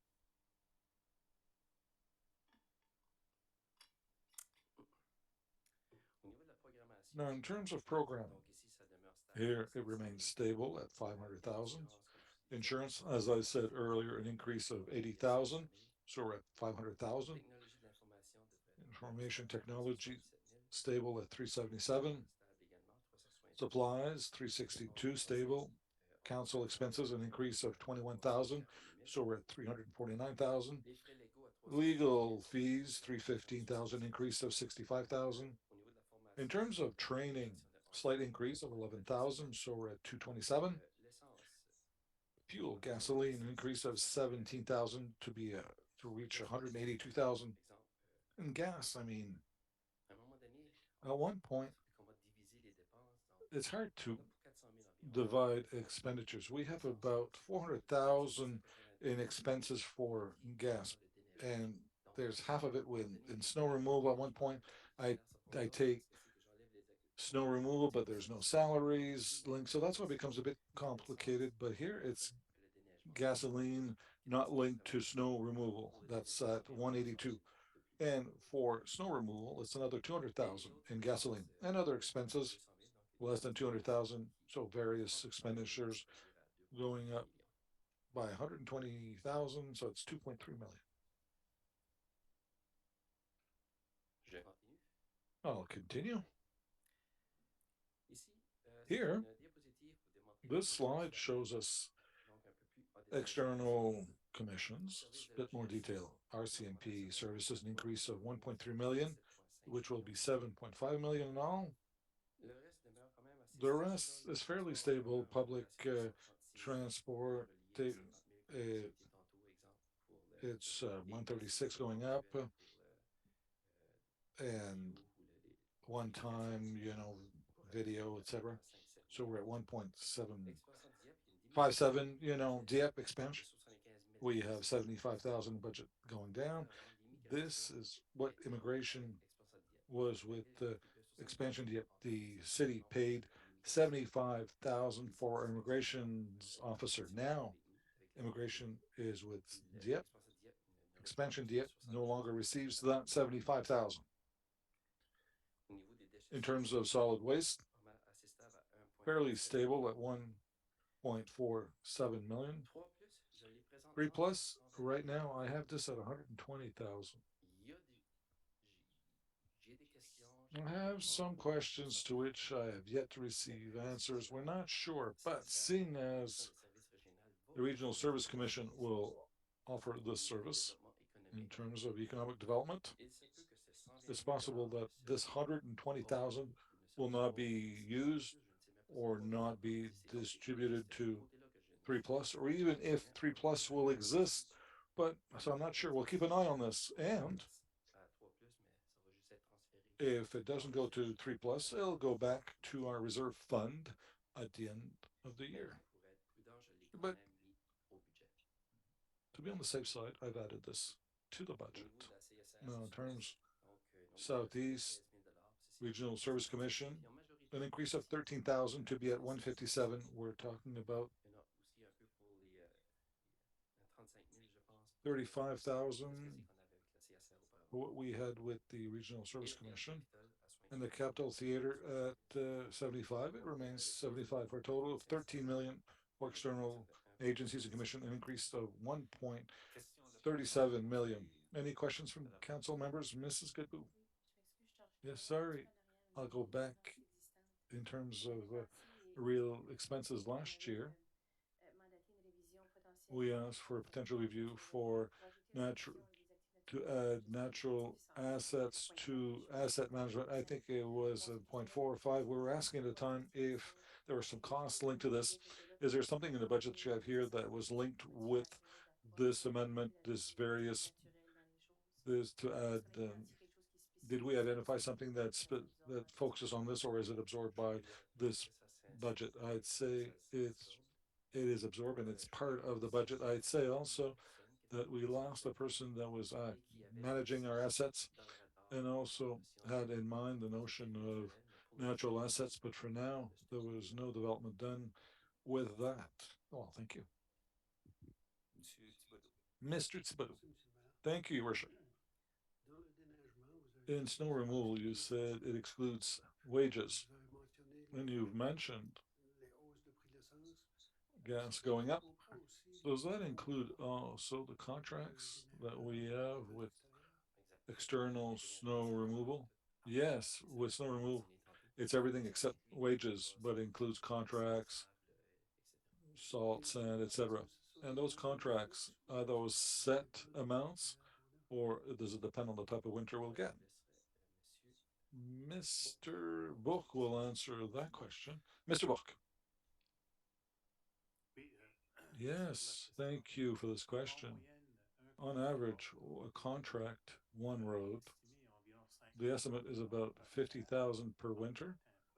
Well, we haven't reached that level over the last few years, seeing as it doesn't seem to be like this when we're in it, but our winters have been fairly reasonable over the last few seasons.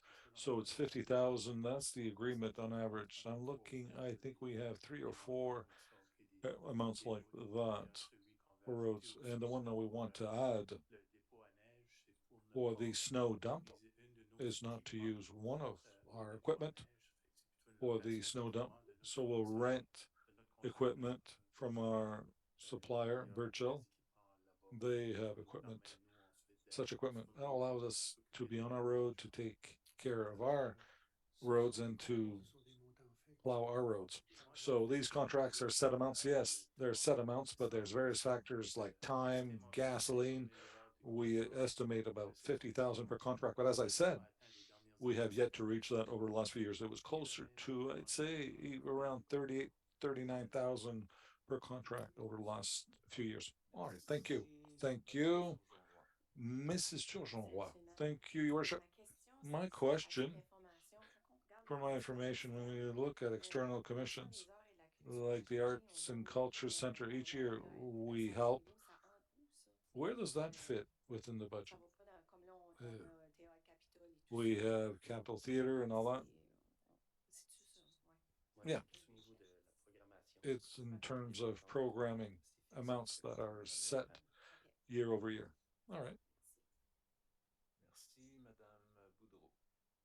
Thank you, Mrs. Boudreau. Thank you, Worship. We don't think heating, electricity won't increase next year. Is that it? We estimate that'll be stable. It's because here you have the real and the budget. When we talk about the real, this year's expenses with this year's budget, if these expenses are much lower than the budget, yes, electricity may go up because the real is much lower. We just have to match the budget. So that's why, in other words, and this is what I want my directors and my managers do, is not to take the budget and say, let's say, 300,000 for power. Oh, it went up by 10%, but if you only spent 270, that you won't have a 330,000 expenditure. That's the principle behind this. All right. Well, thank you. Thank you. Merci, Monsieur Brideau. Thank you, Councillor Brideau. Thank you, Your Worship. I'm going to turn to the sports and public fields. We're budgeting $195,000. Do we expect to see any new sports development?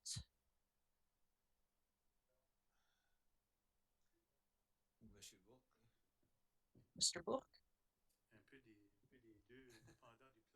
Well, in the master plan, the recreation master plan, we talk, that's one thing, but these are operational costs. And correct me if I'm wrong here, I think, but I think this includes the electric panel as well. So that's a big difference with the 200,000 that we talked about earlier. But in terms of the sports fields and public field, that's all the ballparks, all of the public parks. So we have a large inventory. So, the budget is fairly stable. Except, yeah, there's the artificial turf, that's field, that's new. And there's another new field as well. But the artificial turf, we had bought the equipment in this year's budget, so that was a big expense there. Could I find out if we have anything planned for pickleball? We talked about it several times last year. Well, it's, as I mentioned, it's a little bit of both. In 2 weeks, we're going to talk about the capital budgets. This is strictly operational costs and the operations budget. Thank you. So, I have to be patient until November 14th. Councillor Leboutier, thank you, Your Worship. Mine is a question to see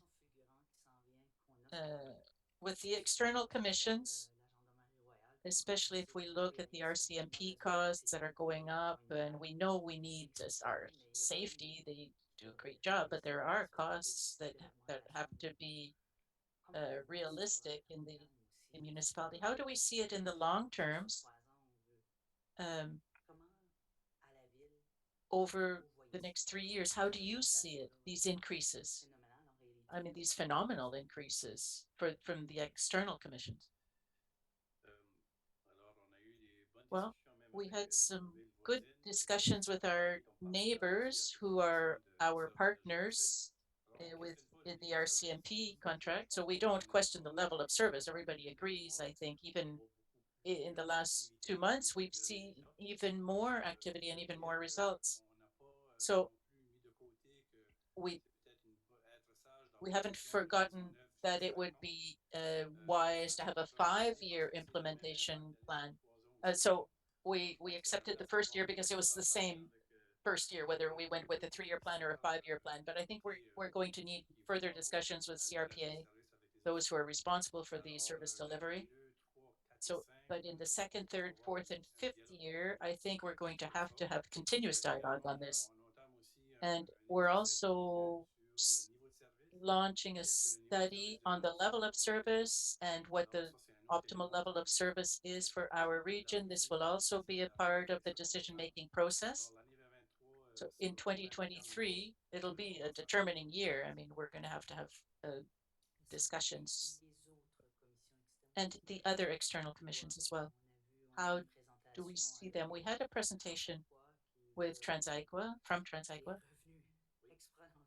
that have phenomenal amounts in their reserve. I think our treasurer was very clear, and you asked very relevant questions to Transigua. I think we have to have discussions with that group starting in 2023, not just in September. I think we have to have discussions with the chair and with their staff to see if it's the good management, if it reflects our reality and our approach, or should there be a change in the approach of Transigua in terms of the reserves that they have set aside and the rates they have proposed. So there will be discussions between our representatives and their board so that we can well understand what what they're proposing, but also we have to better understand their future infrastructure needs. I mean, we, we started better understanding them, but there's still some work to be done. And we do have to show a common front with our neighbors as well. Councillor Godet, thank you. We had talked about this, the RCMP in 2023, and it was 25 new members. But did the other cities go with the 3 years or the 5 year plan? Well, I think we're going to have to let them explain their own point of view, but I think here we would favor a 5 year implementation. Now, that's what we would favor, a 5 year plan. And the reason for this is that if you have a strategic plan, you can't do everything in 1 year. We have a strategic plan here in Dieppe, and it's a 5 year plan, and we try to explain that it's the same thing for all of our partners. So I understand that the quicker we invest, the quicker we're going to see certain results. The same thing for Dieppe. If we invest more, we'll have quicker results. But the reality is that we have to live with our decision as well. So that's why we propose a 5 year budget. But for the first year, it doesn't make any difference. But there will be discussions on this. Yes. Thank you, Councillor Boudreau. Yeah, it's more a comment.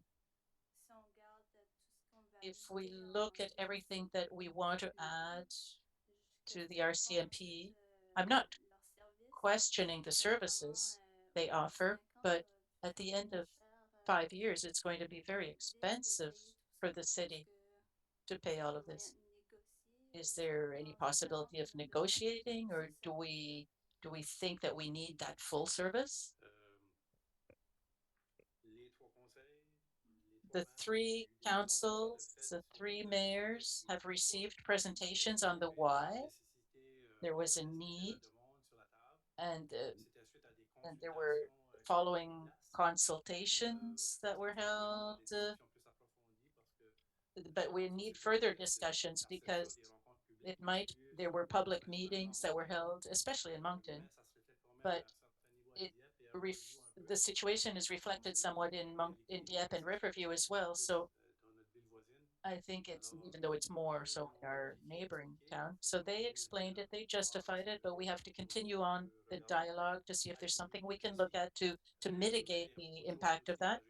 But there are a number of services that the RCMP offers that are not visible to the public. So there's the whole issue of public safety, and sometimes, we don't see it. I mean, it's not visible, but there are a number of services that are offered other than the ones that we see.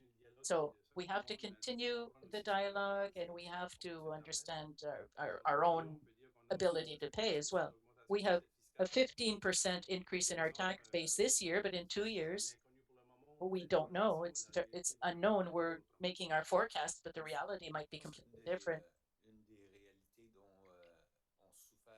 One of the realities of the RCMP is, like a number of other organizations, the whole issue of COVID as well. They were impacted. They had a staffing deficit over the last 4 years, 5 years, perhaps. And there were there were some shootings, fatal shootings, 5, 6 years ago. So there was fallout from that. And then after COVID, like other organizations throughout the country, throughout the world, uh, during COVID, a lot of people went on to their retirement. A number of people who already were starting to look at retirement in the future took their retirement, but there was no training. There was no training given in Saskatchewan at the RCMP depot because of COVID. So now they are trying to catch up now, and it's like the the first wave. There's the big difference we see now out on the field. I'm starting to get complaints that we see too many police officers. Certain residents now are are getting tickets for having used their cell phone while driving. I mean, or somebody that wasn't wearing their seatbelt. Well, I forgot to put my seatbelt on. Well, yeah, well, there you go. It's the law. So I've heard all sorts of things over the last few months because we received a first wave of new officers just in the last few months.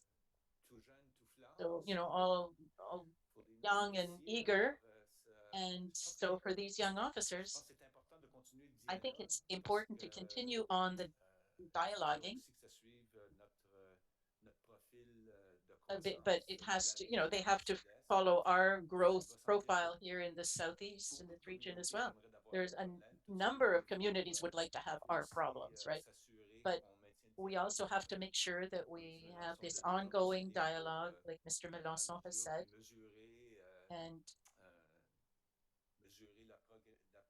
and measure the progression and the need. And that's why we had talked about doing it over 5 years. It gives us a longer runway. But we'll see. We'll see where it leads us. I think everybody is aware of the cost increase. So we'll do that. We'll keep an eye out on it for it. Anybody else? If not, let's. Yeah, and just to wrap up, since we're talking about the RCMP, don't forget that there's a new building down the pipeline. So a new building, new mortgage. So there will be further costs, fairly hefty costs in that regard.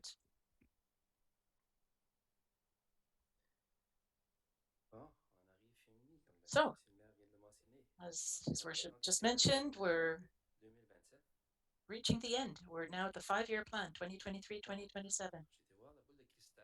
I went to look at my crystal ball, and this is what it said. We had 14.8% this year. We're giving ourselves an 8% for the next 2 years, and then 3% and 2% for the two following years. But it's really hard to guess. I mean,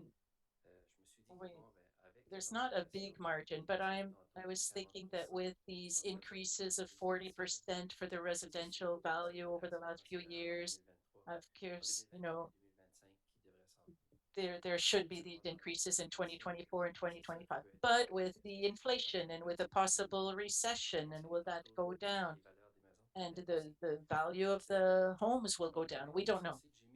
But I used these figures then 8% for the next 2 years and 3% and 2% for the two following years. That would give us a decrease in the tax rate this year. And not necessarily the following years. We would see it as remaining stable. But by doing this, in the future years, we should see budget surplus, especially because of these two 8% over here. Now, for the capital budget, here we see nice amounts between $22-25 million for a capital budget. But on the other hand, that would lead to extra borrowing, so loans of $5 million per year. I'm going to talk more about that in 2 weeks when we talk about the capital budget, but I'd also like to mention that our financial plan mentioned that we were not to borrow more than $1.5 million per year. But the financial plan also said that in 2026, 2027, we were supposed to have a debt ratio of 10%. Well, we're there now. We've reached 10%. You can see we're at 9.5%. So I think that we can give ourselves a little greater leeway in our borrowing. But the important thing is to continue to reduce the debt load. And that's what you see here. Even by having borrowing of $5 million, we're still reducing our debt load. That's one scenario. Of course, I can't present this to the province. The province, when they want a 5-year plan, when we ask for loans, it has to balance to zero over 5 years. Here I have surpluses. As you can see, the province will not accept 0.6 or 2.7. So I need another scenario, which is the next one. Again, these are assumptions, forecasts, meaning we can see surpluses are at zero. What I do, I reduce the amounts borrowed. So I put more money in capital. I don't reduce the tax rate. It remains at 147. These surpluses that would follow reduce borrowings, so it reduces our level of debt. It's one scenario. Another one could have been to reduce the tax rate. So just to mention that there's some room to maneuver in our future budgets if our tax rate continues to grow over the next 2 years. And we'll talk about this next year and the year after that, of course. But right now, it's one scenario that I'm presenting, and this is what I'll present to the province. It's a reduction in the amounts borrowed, so more money for capital budgets. So our level of debt keeps going down. And this ends my presentation. Right, because we're here. That's right. Any questions? Mrs. Boutier, thank you, Worship. The interest rate. Did the interest rate go up to borrow? I assume it went up. Borrowing rates, it was at 5% in the year over the long haul. The province always asks us to do a 5% forecast, even though the rate was 2 or 3%. We still plan for 5% now. Did it reach 5%? I couldn't answer you because I should find out soon, because we borrowed 625,000 recently, so we should receive the official documentation shortly. So I'll have a better idea at that time about the rate. Well, thank you very much. Mrs. Goodbout, thank you. Question, comments? First of all, thank you for these presentations. Thank you, everyone, for the excellent work that you've done working on these budgets. What was great for me in my thought process, it seemed to me, and I should ask Mr. Theriault, but I also wonder, so where I see a new board, the second year of our council, we can recognize ourselves in this budget. It's great that we can, as we see affordable housing, signage on trails, etc., various tools. There are many issues that we find that these are things that we debated and discussed. So it's very encouraging to feel that we were heard by staff, and I thank you. I know. Thank you very much for listening to us over the year and present a budget which reflects our comments and our suggestions. So I'll ask you the question. I could recognize myself in this budget. I could see some of myself. So you listen to us closely. I hope that you feel that we also listen to you. Is there something else that we should add to the budget compared to, aside from what you presented tonight? I think you gave a good synopsis, but from our viewpoint, what's important is really asset management. That's a priority. We're fortunate.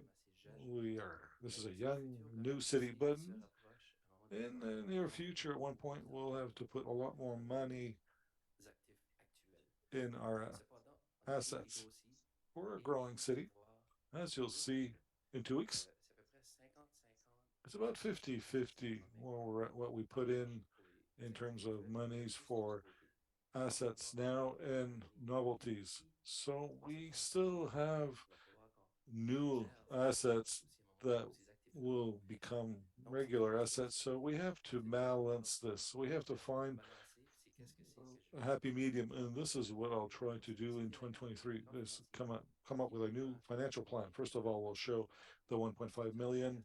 That'll be at up to 5, and secondly, that we'll see what we, as a city, what should we invest in new assets and asset management's maybe a new ratio between the two. But right now, I'm very satisfied with what's been presented in terms of asset management and future challenges coming up. Well, thank you. Thank you. Anyone else? If you allow me, Your Worship, I would just add one thing. What I find that this reflects our budget in 2023, 2022. We restructured our organization. We've added new sectors, and we're filling these positions. It's a lot of work, and we're doing that right now. We've added some key positions so that we could meet your expectations. So 2023 will be an important year, meaning we'll work on these new sectors. We'll offer high quality services to our residents. So for me, with good financial management, as Stefan mentioned, we want these new sectors to shine and so that Dieppe can shine through its vision. So this is another issue I'd like to add because it adds well, complements what Stefan just shared with us. Well, thank you very much for your presentation. And thank you to council members for your questions. And we have to ask the right questions. We have to keep going. And always challenge our staff to do more, to be faster, better, and aware, and always keep in mind our residents. We're clients too. We're all clients. So have a pleasant evening, everyone.